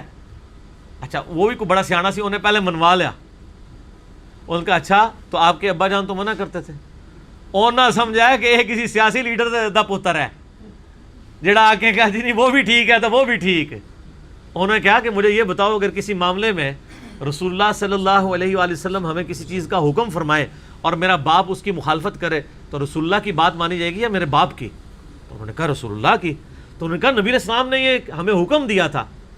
اب یہ آپ دیکھیں صحابہ کرام اولو الامر کو نہیں مانتے تھے جب کتاب و سنت سے ٹکراتا تھا, کلیئر کٹ کہتے. صحیح بخاری میں آتا ہے چند زندیق تھے, ان کو سیدنا علی نے آگ میں جلوا دیا. تو حضرت عبداللہ ابن عباس تک خبر پہنچی تو انہوں نے کہا کاش علی ابن ابی طالب ان کو آگ میں نہ جلاتے بلکہ قتل کرواتے, کیونکہ میں نے نبی علیہ السلام سے سنا تھا کہ ان لوگوں کی سزا قتل کرنا ہے. آگ میں جلانے کی سزا کوئی انسان دوسرے انسان کو نہیں دے سکتا, یہ اللہ کے ساتھ خاص ہے. تو کاش میں علی کی جگہ ہوتا تو میں ایسا کرتا. اب ابو داؤد میں آگے الفاظ ہیں حضرت علی کو جب یہ بات پہنچی نا, انہوں نے کہا اللہ ابن عباس پہ رحم فرمائے, اس نے سچ کہا. اور انہوں نے کہا ہے افسوس پہلے ہی مجھے بتا دیتا. یعنی سیدنا علی سے یہ چیز اوور لک ہو گئی. اور دوسری طرف للہیت دیکھیں فوراً رجوع کر لیا. انہوں نے نہیں کہا کہ میں تو علیکم بسنتی و سنت الخلفاء الراشدین المہدیین ہوں, ٹھیک ہے. وہ لوگ تو بڑے مسکینیوں کی زندگی گزارتے تھے, ان کو ڈر لگا رہتا تھا یار کہیں نبی علیہ السلام کی مخالفت. اور سر جو ان کی عوام تھی نا, وہ بھی پھر جناب ایسی عوام سی کہ وہ لحاظ کوئی نہیں کرتی. صحیح بخاری مسلم دونوں میں حدیث ہے, حسان ابن ثابت مسجد نبی میں بیٹھ کے نعت اشعار پڑھ رہے تھے. حضرت عمر کی ذرا طبیعت آپ کو پتہ نہ، ذرا یہ شعر و شاعری سے اور ان چیزوں سے ذرا وہ ان کو ایک ویسے ہی تھوڑی سی کھندک آتی تھی، جلالی طبیعت کہہ لیں. آج کل جلالی تو ویسے قوالیاں بھی سن دینا، اس زمانے کے جلالی. تو وہ کھڑے ہو گئے، انہوں نے حسان ابن ثابت کی طرف دیکھا، وہ بھی جناب پھر 24 کیرٹ سونا. انہوں نے کہا عمر اس طرح نا میری طرف دیکھ، تجھ سے بہتر شخص مسجد میں ہوتا تھا، میں انہیں بھی اشعار سناتا تھا. ہائے ہائے ہائے ہائے، کسی شخص سے یہ کہنا کہ تو کیا ہے، تو سے بہتر بندے کو سناتا تھا، تو مجھے اس طرح دیکھ رہا ہے. تو اس کے بعد تو بندے کو ویسے ہی غصہ آ جاتا ہے. لیکن ان کو پتا تھا وہ ذکر کس کا کر رہے ہیں، نبی علیہ السلام کا. وہاں عمر کی کیا مجال تھی کہ وہ بول جاتے. تو انہوں نے کہا کہ اپنا گواہ لے کے آؤ. انہوں نے کہا یہ ابو ہریرہ بیٹھے ہیں، ان سے پوچھیں. تو ابو ہریرہ کہتے ہیں امیر المومنین، میں نے خود دیکھا ہے کہ نبی علیہ السلام حسان ابن ثابت کے لیے دعا کیا کرتے تھے، اللہ روح قدس کے ذریعے اس کی مدد فرما. اور آپ فرمایا کرتے تھے کہ کافروں پر ہمارے تیروں کا وہ اثر نہیں ہے جو حسان ابن ثابت کے اشعار کا ہے. کیونکہ اصل میں عربی لوگ جو ہے نا وہ لنگوسٹک کے بڑے ماہر تھے، ان کو تلوار کا ایسا اثر نہیں ہوتا تھا جیسا کہ جیسے آج کل کے زمانے میں آپ کسی سیاسی لیڈر کو جوتا مار دیں یا مکہ مار دیں وہ نہیں ہوتا، لیکن اگر کوئی اس کے بارے میں ایسا کوئی نعرہ ڈیوائز کر دینا وہ زیادہ تکلیف دہ ہوتا ہے. تو اس زمانے میں لوگ شعروں کے ذریعے جواب دیتے تھے. حتیٰ کہ آپ کو پتہ ہے حضرت عائشہ پہ تہمت لگانے والوں میں حسان ابن ثابت بھی شامل تھے. بدری صحابی بھی ہیں، مستح وہ بھی شامل ہیں. تو آخری عمر میں نابینا ہو گئے تھے سیدنا حسان ابن ثابت. اور حضرت عائشہ کی للہ یہ دیکھیں، حضرت عائشہ کے سامنے جب کوئی ذکر کرتا نا کہ یہ تو حسان نے بھی آپ پہ تہمت لگائی، تو کہتے ہیں حسان کو برا مت کہو. ہائے ہائے ہائے، کیونکہ جب نبی علیہ السلام کے اوپر اعتراض ہوتے تھے نا تو حسان ابن ثابت اپنے اشعار کے ذریعے نبی علیہ السلام کا دفاع کیا کرتے تھے کہ میرے نبی کی تو یہ شان ہے، یہ شان ہے، یہ شان ہے. حضرت ایک زندگی، ایک عورت کی زندگی میں اس سے بڑا کوئی تکلیف دہ امر ہو سکتا ہے کہ کوئی شخص نے اس کے اوپر تہمت لگائی ہو؟ لیکن میں آپ کو بتا رہا ہوں کہ نبی علیہ السلام کے ساتھ صحابہ کرام کی عقیدت پہلے نمبر پہ ہوتی تھی، باقی ساری نسبتیں بعد میں ہوتی تھی. وہ کہتے تھے جب نبی علیہ السلام کے ساتھ مخلص ہے تو میرے ساتھ اگر غداری بھی کر دی تو کیا. لیکن یہاں کیا ہوتا ہے، یہاں وہ کہتے ہیں اللہ کے ساتھ بھی مخلص ہے، رسول کے ساتھ بھی مخلص ہے، لیکن ہمارے علماء کو نہیں مانتا. 0 سے ملٹیپلائی، دیکھا آپ نے فرق؟ صحابی اور وابی میں بڑا فرق ہے، اور صحابی اور بابی میں بڑا فرق ہے.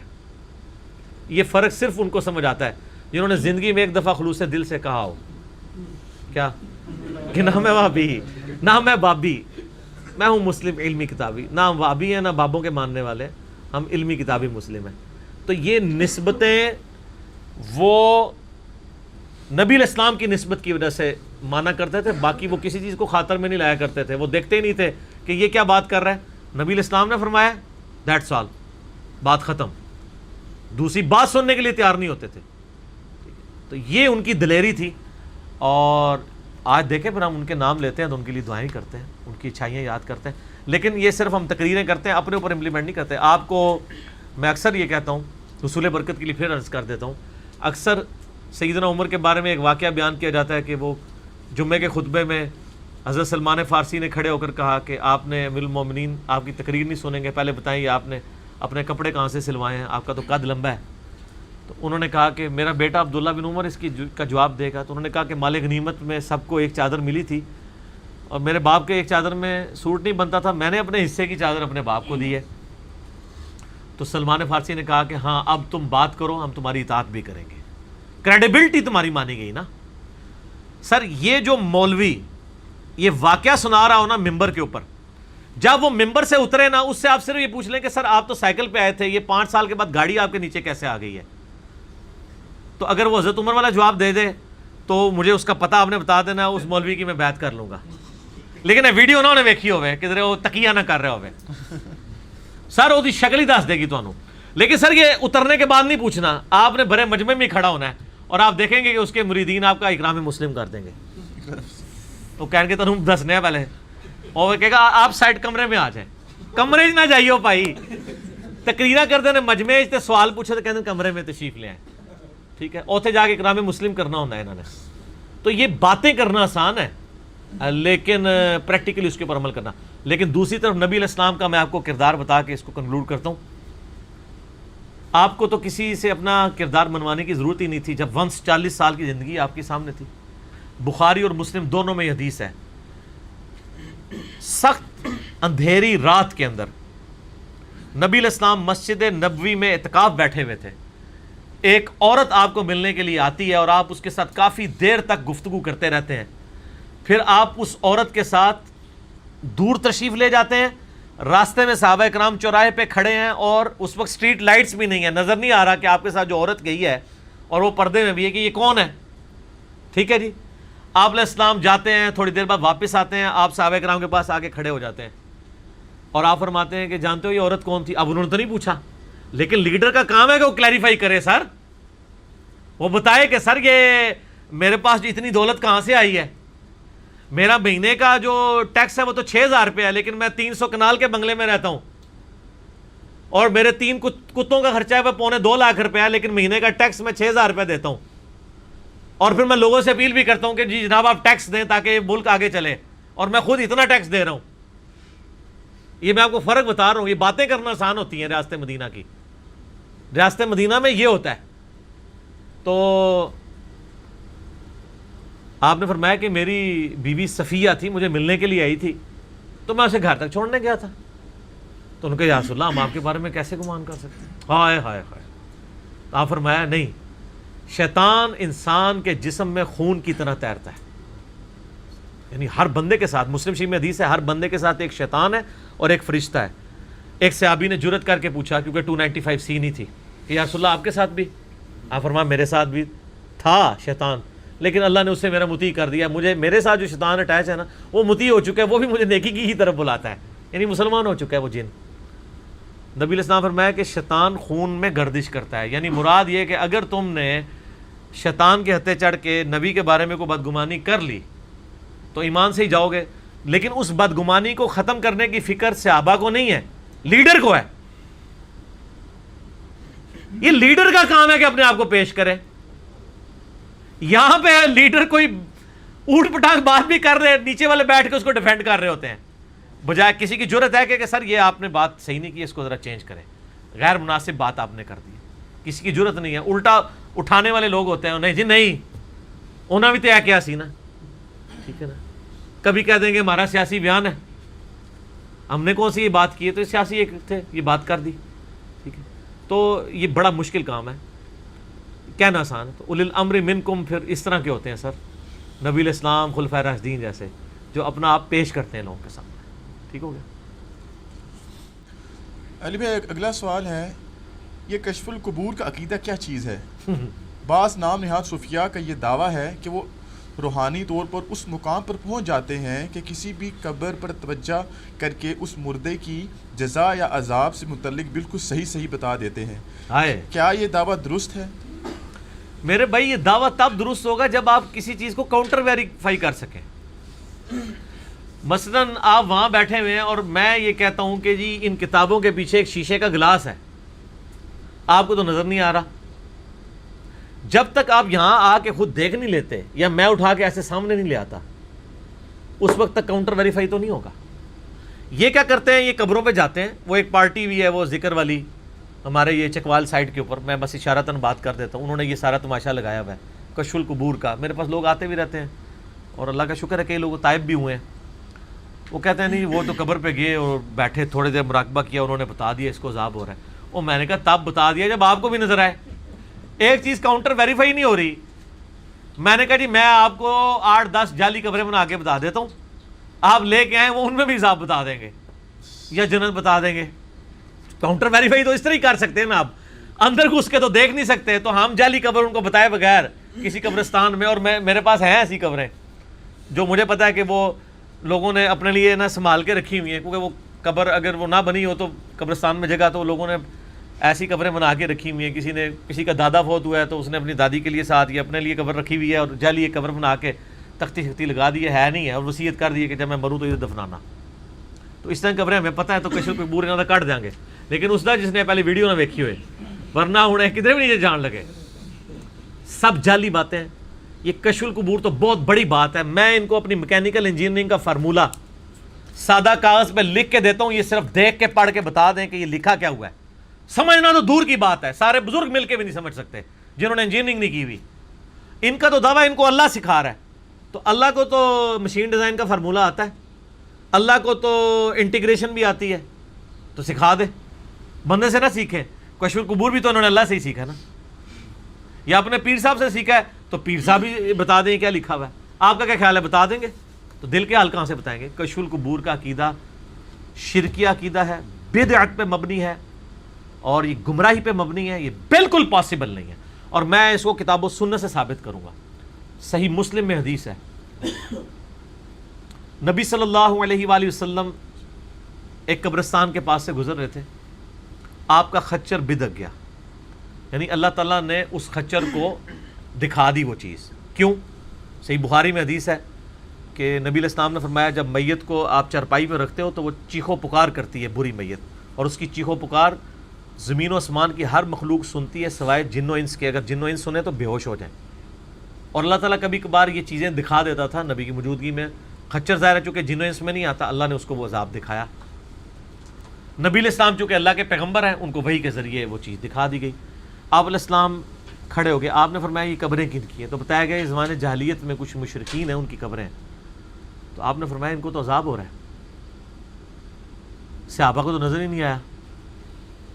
پھر آپ نے فرمایا میں نے ارادہ کیا کہ میں تمہیں یہ عذاب قبر سنوا دوں اللہ سے دعا کر کے, لیکن مجھے خطرہ ہوا تم اپنے مردے دفنانا چھوڑ دو گے. ابو بکر, عمر, عثمان و علی رضی اللہ عنہم اجمعین وعلیہم السلام اجمعین کو تو عذاب قبر سنائی بھی نہیں دیتا, جبکہ نبی بھی موجود ہیں. اور نبی علیہ السلام فرما رہے ہیں میں دعا کروں تو سنوا سکتا ہوں, دکھانے والی بات نہیں. بعد کے لوگ کیسے یہ دعوے کر رہے ہیں سوائے اس کے کہ وہ کذاب ہیں.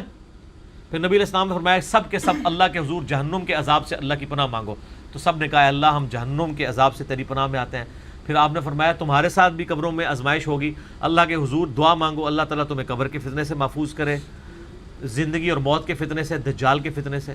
بلکہ بخاری مسلم میں آتا ہے آپ نے تشہد میں دعا تعلیم فرمائی اللہم انی اعوذ بک من عذاب جہنم ومن عذاب القبر ومن فتنۃ المحیا والممات ومن شر فتنۃ المسیح الدجال. 4 چیزوں کے اگینسٹ اللہ کی پناہ طلب کرو, نبی علیہ السلام نے فرمایا.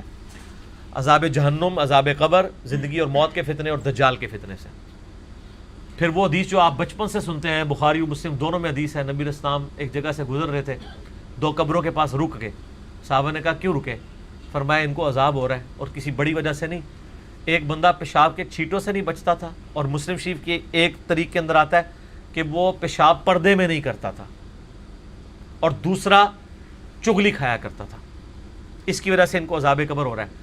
پھر آپ علیہ السلام نے ایک درخت کی ٹہنی توڑی, اس کے 2 ٹکڑے کیے اور دونوں قبروں پہ لگا دیے. فرمایا میں اللہ سے امید کرتا ہوں جب تک یہ ہری رہیں گی ان کے عذاب میں کمی ہو جائے گی. آپ کے مبارک ہاتھوں کی برکت سے, یہ آپ کے ہاتھوں کی برکت ہے. ہماری ٹہنیاں لگانے سے کچھ نہیں ہونا, لگائیں ضرور, سنت ہے, لیکن جو عذاب کی تخفیف کی گارنٹی ہے وہ نبی علیہ السلام کے مبارک ہاتھوں پہ. کیوں؟ بخاری اور مسلم دونوں میں حدیث ہے, ایک حبشی عورت تھی جو مسجد نبی کی صفائی کیا کرتی تھی, ایک دن فوت ہو گئی. صحابہ کرام نے راتوں رات اس کو دفنا دیا جنازہ پڑھ کے. کچھ دن بعد آپ علیہ السلام نے پوچھا کہ وہ ایک حبشی عورت ادھر آتی تھی, میں دیکھ نہیں رہا مسجد میں. کسی نے نہیں کہا یا رسول اللہ آپ کو تو علم غیب ہے, آپ کو تو پتہ ہی ہوگا کہ وہ کدھر ہے. ہائے ہائے ہائے, اس زمانے میں یہ والا علم غیب نہیں ہوا کرتا تھا. اس زمانے میں علم غیب یہ ہوا کرتا تھا کہ جو اللہ بتاتا ہے وہ پتہ ہے, جو نہیں بتاتا نہیں پتا. تو انہوں نے کہا یا رسول اللہ وہ تو فوت ہو گئی. آپ فرمایا تم نے مجھے کیوں نہیں بتایا؟ حریص علیکم بالمؤمنین رؤوف الرحیم. یار مسجد کی صفائی کرنے والا بھی اللہ کے نبی کو کتنا محبوب ہے. آپ کے نزدیک سٹیٹس یہ ہے کہ اللہ کے لیے کس کی کمٹمنٹ ہے. آپ نے صحابہ کو ساتھ لیا, اس کی قبر پہ گئے.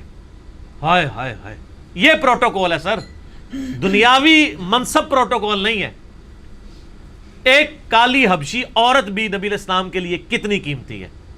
اور صحابہ کہتے ہیں قبر پہ گئے, ہم نے حضور علیہ السلام کو ان کی قبر بتائی, آپ قبر پہ کھڑے ہوئے, آپ علیہ السلام نے وہاں پہ نماز جنازہ اس کی قبر پہ جا کے پڑھی.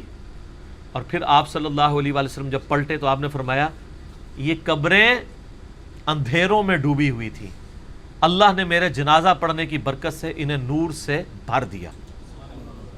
سبحان اللہ تو ایک پہلو ہے, ایک استغفر اللہ بھی ہے.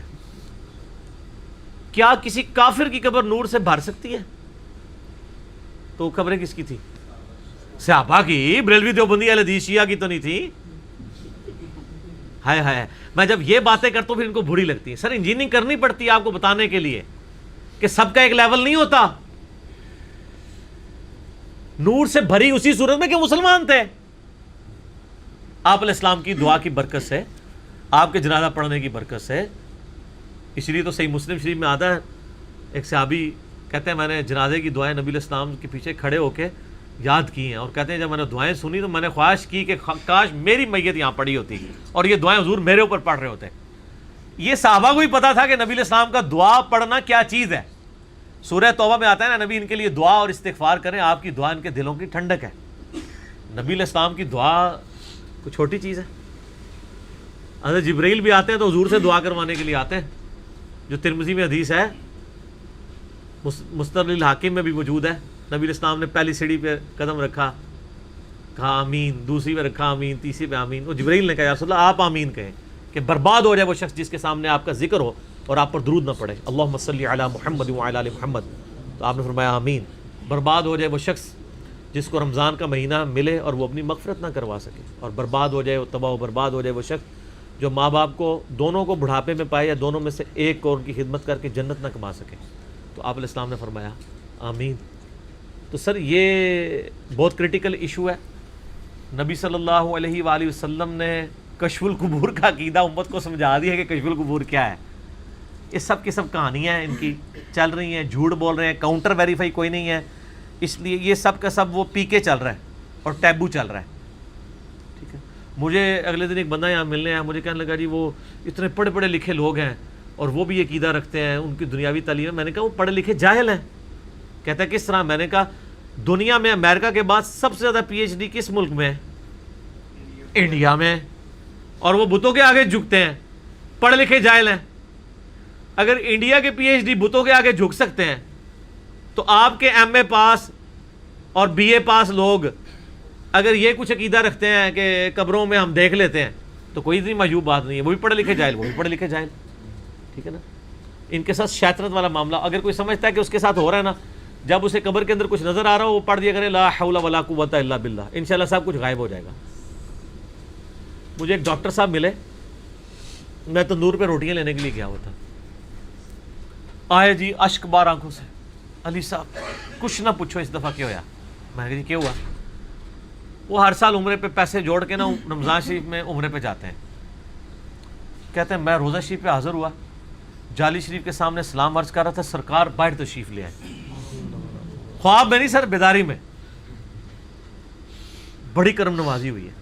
اچھا اب وہ جو کچھ کہہ رہا ہے وہ ہوا بالکل اس طرح ہی ہوا ہوگا، میں نہیں کہتا وہ جھوٹ بول رہا ہے. یہ جب کسی کے ساتھ اس طرح کا تجربہ ہو میں اسے صرف ریکویسٹ کروں گا کہ ایک دفعہ لا حول ولا قوت الا باللہ پڑھ لیں، تو آپ کو اس معاملے کی حقیقت کھل جائے گی. لیکن آپ یہ بات کریں وہ آپ کو گستاخ کہہ دیں گے. اس کا جواب ان کو پہلے دے دیں، ڈائریکٹ نہ بتائیں ان کو یہ بتائیں کہ جی بخاری اور مسلم میں حدیث ہے کہ اللہ نے مجھے جنت کے خزانوں میں سے ایک خزانہ دیا ہے، لا حول ولا قوت الا باللہ. یہ جنت کا خزانہ ہے. جو نبی علیہ السلام اپنی امت کو جنت کا گفٹ دے رہے ہوں، اس نبی کے سامنے لا حول ولا قوت الا باللہ پڑھا جائے تو وہ ناراض تو نہیں ہوں گے نا؟ وہ کہے گا نہیں ہوں گے. تو ان کو کہ آندہ جب کبھی آپ کے سامنے نبی علیہ السلام اس طرح قبر سے باہر نکل کے آئے نا تو آپ نے بلند آواز سے پڑھنا ہے لا حول ولا قوت الا باللہ، اور اپنا ایکسپیرینس پھر مجھ سے شیئر کرنا ہے. اور لوگوں نے ایکسپیرینس شیئر کیے ہیں.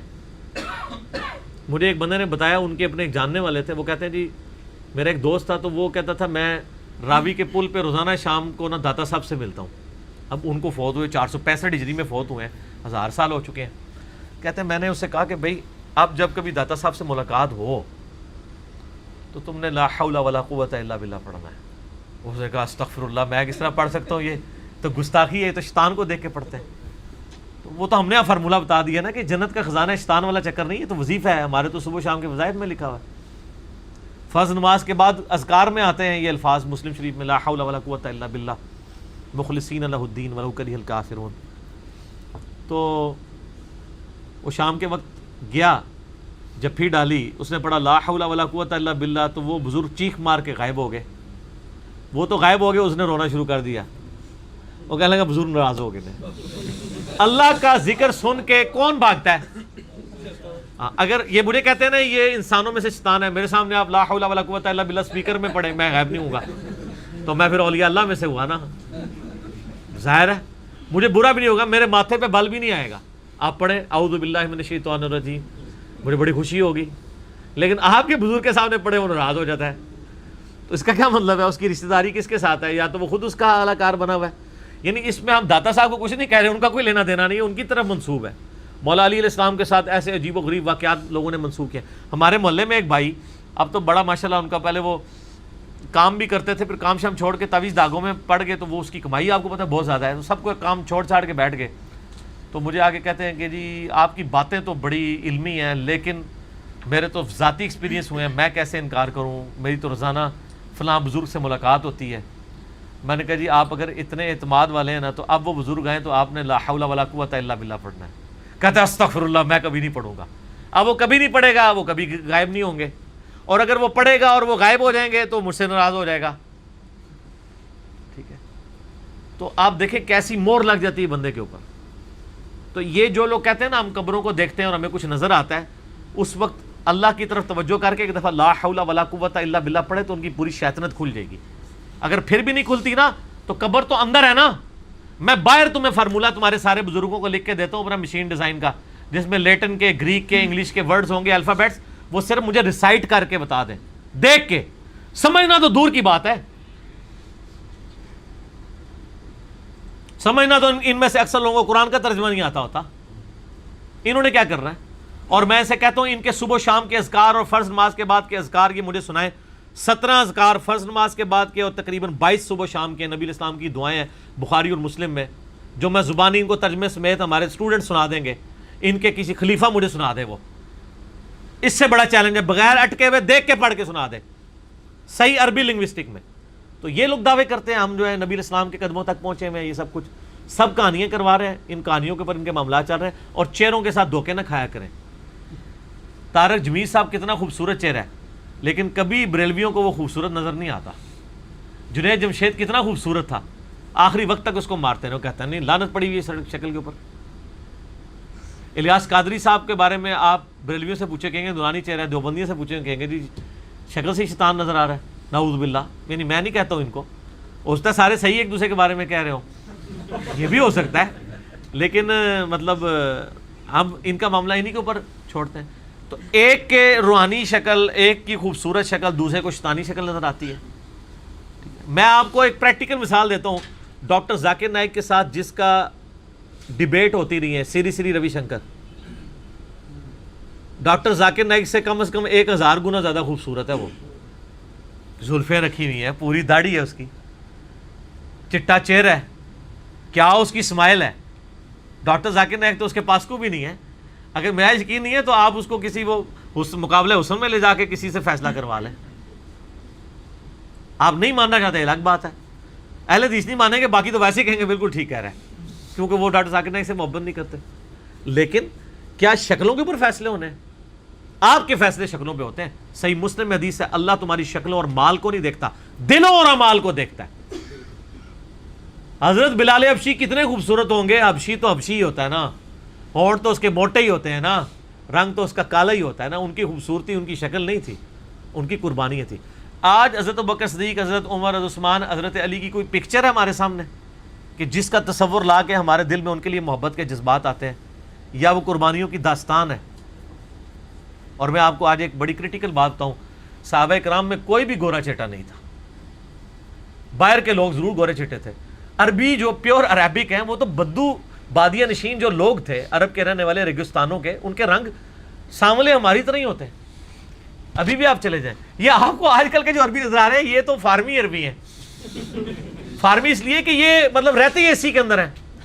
ان کو آپ باہر دھوپ میں نکالیں نا اس ریگستان کے اندر, تو ایک مہینے بعد ان کی روحانیت آپ کو ان کی شکلوں کی نظر آ جائے گی. عربیوں کی تو یہ کلر ہی نہیں ہے. وہاں پہ بھی آپ عربی دیکھیں تو آپ کو نظر آئیں گے بالکل جس طرح ہمارے سندھ اور بلوچستان کے پتلے پتلے کالے سے سانولے کلر کے لوگ جنوبی پنجاب کے نظر آتے ہیں نا, ان شکلوں کے عربی وہاں پہ بھی. نبی الاسلام کے بارے میں کسی حدیث میں آیا کہ آپ کا رنگ گورا تھا؟ کیا کہتے ہیں, سرخی مائل گندمی. تو آپ علیہ السلام بھی تو گورے نہیں تھے, تو آپ نے تو گورے کو خوبصورتی کی علامت بنایا ہوا ہے. ٹھیک ہے, اس طرح نہیں ہوتا. اللہ تمہاری شکلوں اور مال کو نہیں دیکھتا, دلوں اور اعمال کو دیکھتا. اللہ کے نزدیک ان چیزوں کی کوئی اہمیت نہیں ہے, نہ ان چیزوں سے کوئی فیصلے ہونے والے ہیں. فیصلے ہونے ہیں اعمال کے اوپر. ٹھیک ہے, کتنے کتنے صحابہ کرام ہیں, آپ ان کی زندگی اٹھا کے دیکھیں, پوری پوری زندگیاں ان کی اس طریقے سے گزری ہیں. حضرت طلحہ کا ہاتھ شل ہو گیا تھا غزوہ احد میں, پوری زندگی وہ ٹنڈے ہی رہے ہیں. ٹھیک ہے, لیکن ہمارے لاکھوں ہاتھ والے ان پہ قربان, نبی کے دفاع میں ان کے ہاتھ ٹوٹے ہوئے. ٹھیک ہے, صحیح بخاری میں آتا ہے غزوہ بدر کے موقع پر حضرت زبیر رضی اللہ تعالیٰ عنہ نے نبی علیہ السلام کا دفاع کیا, اور غزوہ احد پہ ان کے کندھے کے دونوں شانوں کے درمیان اتنا بڑا زخم تھا کہ عبداللہ بن زبیر اور حضرت عروہ ابن زبیر کہتے ہیں ہم جب چھوٹے چھوٹے تھے تو ہم پورا ہاتھ داخل کر کے اس زخم سے کھیلا کرتے تھے. پوری زندگی کے لیے گوشت ریموو ہو گیا تھا نا. ابھی آپ دیکھیں نا, کوئی اگر کوئی بہت بڑا پھوڑا آپ ریموو کروائیں نا تو وہ گڑا ہمیشہ کے لیے پڑ جاتا ہے, گوشت دوبارہ ریکور نہیں کرتا, صرف کھال ریکور کرتی ہے. جن کے پورے پورے لوتھڑے اتر گئے ہوئے تھے تو وہ اسی وقت ہی اس کو کھال کو جوڑ دیتے تھے, وہ پورے پورے سوراخ ہوتے تھے. ان لوگوں کے ساتھ یہ معاملات ہیں. خود نبی علیہ السلام بھی اپنی زندگی کے آخری 7 سال آپ نے کس حال میں گزارے ہیں کہ آپ کے سامنے کے 4 دانت نہیں تھے. غزوہ احد میں شہید ہو گئے تھے, یہ دانت تو آپ کے نہیں تھے. آپ لوگ شکلوں کو لے کے بیٹھے ہوئے یار. اللہ تو قربانیاں دیکھتا ہے یار, ہم جو ہے شکلوں سے دھوکہ کھا رہے ہوتے ہیں. ہم نے ان کی شکلوں والی ڈاکٹرائن بھی ختم کر دی ہے. میری جب ویڈیوز چڑھتی ہیں نا, کسی کو پتہ نہ ہو کہ یہ کون ہے, تو ساروں کو اپنا ہی نظر آ رہا ہوتا ہے.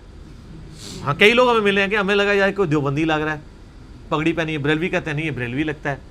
اہل حدیث تو خیر پہلے ہی کئی اہل حدیث ملے کہتے ہیں ہم نے تو ویڈیو کلک ہی نہیں کی کہ یار یہ تو کوئی بریلوی دیوبندی لگ رہا ہے, کیونکہ ننگے سار نہیں ہے, سرخ رومال نہیں ہے. اور جب سنتے ہیں پھر تو بالکل نہیں سمجھ لگتی ہے کیا ہے, کیونکہ ہر بات ہی ڈفرینٹ ہو رہی ہوتی ہے. کیوں؟ کیونکہ نام ہے وہابی, نام ہے بابی, میں ہوں مسلم علمی کتابیں. اب آخری سوال آپ نے کرنا ہے کیونکہ ٹائم قریب ہے, باقی سوال ہم انشاءاللہ اگلی دفعہ کریں گے. اگلا سوال ہے, کیا یہ بات صحیح ہے کہ انسان اگر سچے دل سے توبہ کر لے یا کوئی کافر ایمان لے آئے تو اس کا ایمان لانا آٹومیٹکلی اس کے زمانہ کفر کے گناہوں کا کفارہ بن جاتا ہے؟ اس حوالے سے کوئی دلیل قرآن و سنت میں موجود ہو تو اس کا ریفرنس ضرور دے دیں, شکریہ. سر میں نے پہلے بھی کئی دفعہ یہ دلیل ذکر کی ہے, ایک تو بہت بڑی دلیل ہے سورہ الفرقان کی آیت نمبر 70 کہ جو شرک سے بھی توبہ کر لے اللہ اس کے گناہوں کو بھی نیکیوں سے بدل دے گا. اور جامعہ ترمذی میں حدیث ہے, اور یہ حدیث تو میں نے اتنی دفعہ بیان کی ہے کہ مجھے زبانی یاد ہو گئی ہے, انٹرنیشنل نمبر کے مطابق 3537 کہ جب تک موت کا غرغرہ نہ آ جائے, نزع کا عالم طاری نہ ہو جائے, اس سے پہلے پہلے انسان کی توبہ قبول ہے. ہاں نزع کا عالم آ جائے پھر نہیں. اور دیکھیں نا فرعون کو جب وہ نزع کا عالم آیا, جب اس نے غوطہ کھایا تو اس کو موت سامنے نظر آئی, تو اس نے کہا کیا کہ میں بنو اسرائیل کے رب پہ, موسیٰ اور ہارون کے رب پہ ایمان لاتا ہوں. تو اللہ نے کیا فرمایا, الآن, اب لایا ایمان, اب کوئی فائدہ نہیں, موت کے غرغرے سے پہلے پہلے ایمان لے. تو سر اگر کوئی سچے دل سے توبہ کر لے اس کے گناہ بھی نیکیوں سے بدلے جائیں گے. سورہ الفرقان آیت نمبر 70. اس سے بڑی کیا بشارت ہو سکتی؟ آپ معافی کی بات کر رہے ہیں, اور لیکن سچے دل سے توبہ ہو, پچھلے سارے گناہ معاف ہو جائیں گے. ظاہر ہے, اور اس میں تو سب سے بڑے جو سٹیک پہ لگے ہوئے تھے وہ صحابہ کرام تھے. ہم نے تو پھر بھی چلو اسلام ہمیں پلیٹ میں ملا, ہم نے اس لیول کے کوئی جرم نہیں کیے ہوئے. صحابہ کرام نے تو اسلام دشمنیاں کی ہوئی تھی, اور کیا کیا غلط کام کیے تھے ایمان لانے سے پہلے, ان کو واقعی ٹینشن ہوتی تھی. ہم تو ایسے ہی چسکے کے لیے سوال پوچھ رہے ہوتے ہیں, وہ واقعی ٹڈو پوچھ رہے ہوتے سن کہ یا رسول اللہ کیا بنے گا, بیٹیوں کو ہاتھوں سے دفنایا ہوا ہے, ہائے ہائے ہائے, لوگوں کو ناحق قتل کیا ہوا ہے, کیا کریں گے, فوراً فکر لگ جاتی تھی. ہاں ہاں, مسلم شریف کی حدیث بڑی رکت انگیز ہے میرے بھائیوں, میں نے اپنے کربلا والے ریسرچ پیپر میں بھی ڈالی ہوئی ہے. صحیح مسلم میں کتاب الایمان چیپٹر میں 321 نمبر حدیث ہے, یہ مجھے زبانی یاد ہے, اس پہ میرا کلپ بھی ہے, عمر بن عاص کی موت کے وقت گفتگو.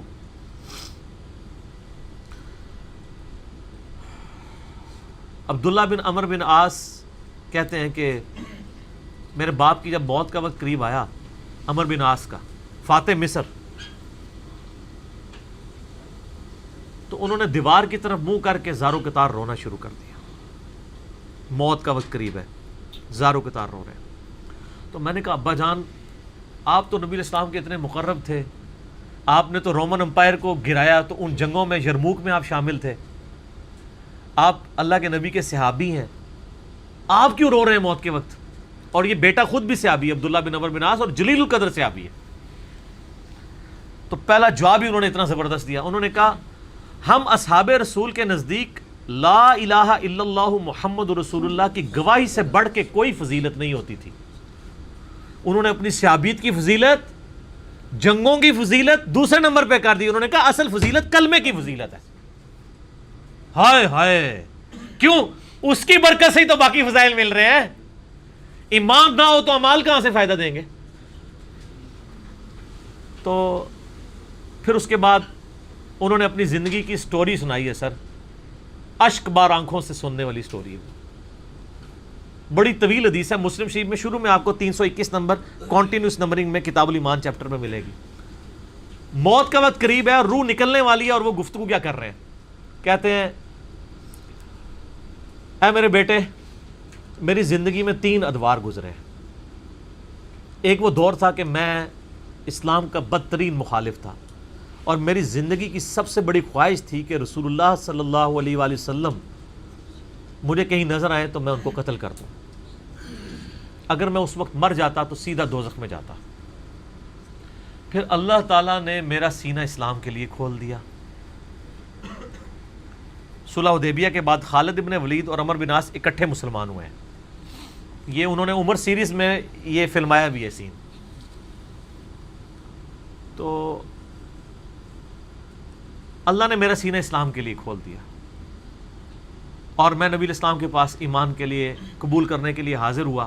آپ علیہ السلام نے اپنا دایاں ہاتھ آگے بڑھایا، میں نے بھی اپنا دایاں ہاتھ آگے بڑھایا اور پھر پیچھے کھینچ لیا۔ تو نبی الاسلام فرمایا عمر کیا ہوا؟ ہائے ہائے، عمر بن عاص کو تو پتا تھا میں نے جو کچھ کیا ہوا ہے، اور وہ واقعی پھر دل سے مسلمان ہونے آئے تھے، تبھی ان کو اپنے گناہوں کی فکر تھی۔ ان کا یا رسول اللہ پہلے مجھے گارنٹی دیں میرے پچھلی سارے اسلام کے خلاف کیے ہوئے کام معاف ہو جائیں۔ آپ نے فرمایا عمر تجھے نہیں پتا حج مبرور پچھلے کے سارے گناہوں کو معاف کر دیتا ہے، ہجرت کرنا اللہ کی راہ میں پچھلے کے سارے گناہوں کو معاف کر دیتا ہے، اور ایمان قبول کرنا پچھلے کے سارے گناہوں کو معاف کر دیتا ہے۔ 3 باتیں ارشاد فرمائی۔ کہتے ہیں میں نے ہاتھ میں ہاتھ دیا، ایمان قبول کیا،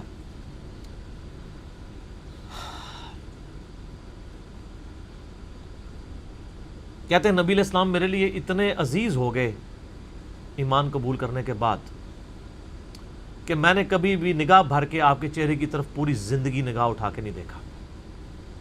اور اے میرے بچے، اگر تو مجھ سے پوچھے نا کہ نبی علیہ السلام کی شکل مبارک کیسی تھی، تو میں اس کے خد و خال بیان نہیں کر سکتا۔ آپ کے چہرے کی روب کی وجہ سے پھر پوری زندگی میں نے حضور کی طرف یوں کر کے ابھی آنکھیں بھر کے بھی نہیں آپ کو دیکھا، یعنی وہ اس کو بھی سمجھتے تھے کہ یہ نظروں سے میری گستاخی نہ ہو جائے۔ اگر میں اس وقت مارا جاتا تو سیدھا جنت میں چلا جاتا۔ پھر میری زندگی میں ایک تیسرا دور آیا، جب مجھ سے کچھ کام ایسے ہو گئے جو نہیں ہونے چاہیے تھے۔ اب میں اللہ سے امید کرتا ہوں کہ اللہ تعالیٰ میرے گناہوں سے درگزر فرمائے، جب میں مر جاؤں تو میری لاش کے ساتھ کوئی نوحہ کرنے والی ساتھ لے کے نہ جانا، کوئی آگ روشن نہ کرنا، اور جب مجھے دفنا چکو تو میری قبر پہ پانی ڈال دینا، یعنی سنت ہے قبر پہ پانی چھڑکنا، اور قبر پہ دفنانے کے بعد میری قبر پہ اتنی دیر بیٹھے رہنا جتنی دیر ایک اونٹ کو نہر کر کے اس کا گوشت تقسیم کیا جاتا ہے، تاکہ میں اپنی قبر کے ساتھ مانوس ہو جاؤں اور اللہ کے آئے ہوئے مہمانوں کو جواب دوں۔ یعنی تمہاری قبر پہ بیٹھنے اور ذکر اذکار کرنے کی برکت سے مجھے قبر کے سوالات میں استقامت ملے، کیونکہ ابو داؤد میں حدیث ہے جب اپنے بھائی کو دفنا چکو تو اس پہ قبر پہ کھڑے ہو کے اس کی قبر کے سوالات کی استقامت کے لیے دعا کرو۔ تو عمر بن عاص نے کہا کم از کم 2-2.5 گھنٹے، یعنی اونٹ کو نہر کر کے گوشت تقسیم ہونا ہے، یہ میرے قبر پہ تم نے وقت گزارنا ہے۔ اور وہ کہتے ہیں یہ گفتگو کی اور پھر ان کی روح پرواز کر گئی۔ اسی کا ایک طریق جو ہے وہ مسند احمد میں ہے، اس میں یہی سارے الفاظ ہیں۔ اس میں وہ کہتے ہیں میری زندگی میں جو تیسرا دور آیا نا، جب میں ایک بادشاہ سے جا ملا، معاویہ ابن ابی سفیان سے، وہ جو انہوں نے جنگ صفین حضرت علی کے خلاف لڑی تھی نا سر، موت کے وقت تو انسان کو اپنی غلطیاں یاد آ جاتی ہیں نا، جو مرضی ہو. تو وہ کہتے ہیں کہ میں ایک بادشاہ سے جا ملا، پھر مجھ سے وہ کچھ ہوا کہ میں اللہ سے امید کرتا ہوں اللہ مجھے معاف کرے. پھر ایک اور طریقہ ہے مسند احمد کا، اس میں بھی یہ سارے الفاظ ہیں مسلم والے. اس میں الفاظ یہ ہیں پھر کہ وہ کہتے ہیں کہ افسوس، اللہ نے جن کاموں کا مجھے حکم دیا تھا ان کی نافرمانی میں کرتا رہا، اور جن چیزوں سے اللہ تعالیٰ نے روکا تھا وہ کام مجھ سے ہوتے رہے. یہ ان کی عاجزی تھی، ہماری حقیقت ہے. اور کہتے ہیں میرے بچے،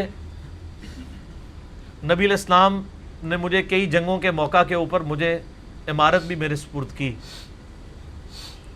لیکن مجھے یہ دل سے یقین نہیں ہے کہ نبی علیہ السلام واقعی مجھ سے محبت کرتے تھے یا میری تالیف قلب کے لیے کرتے تھے.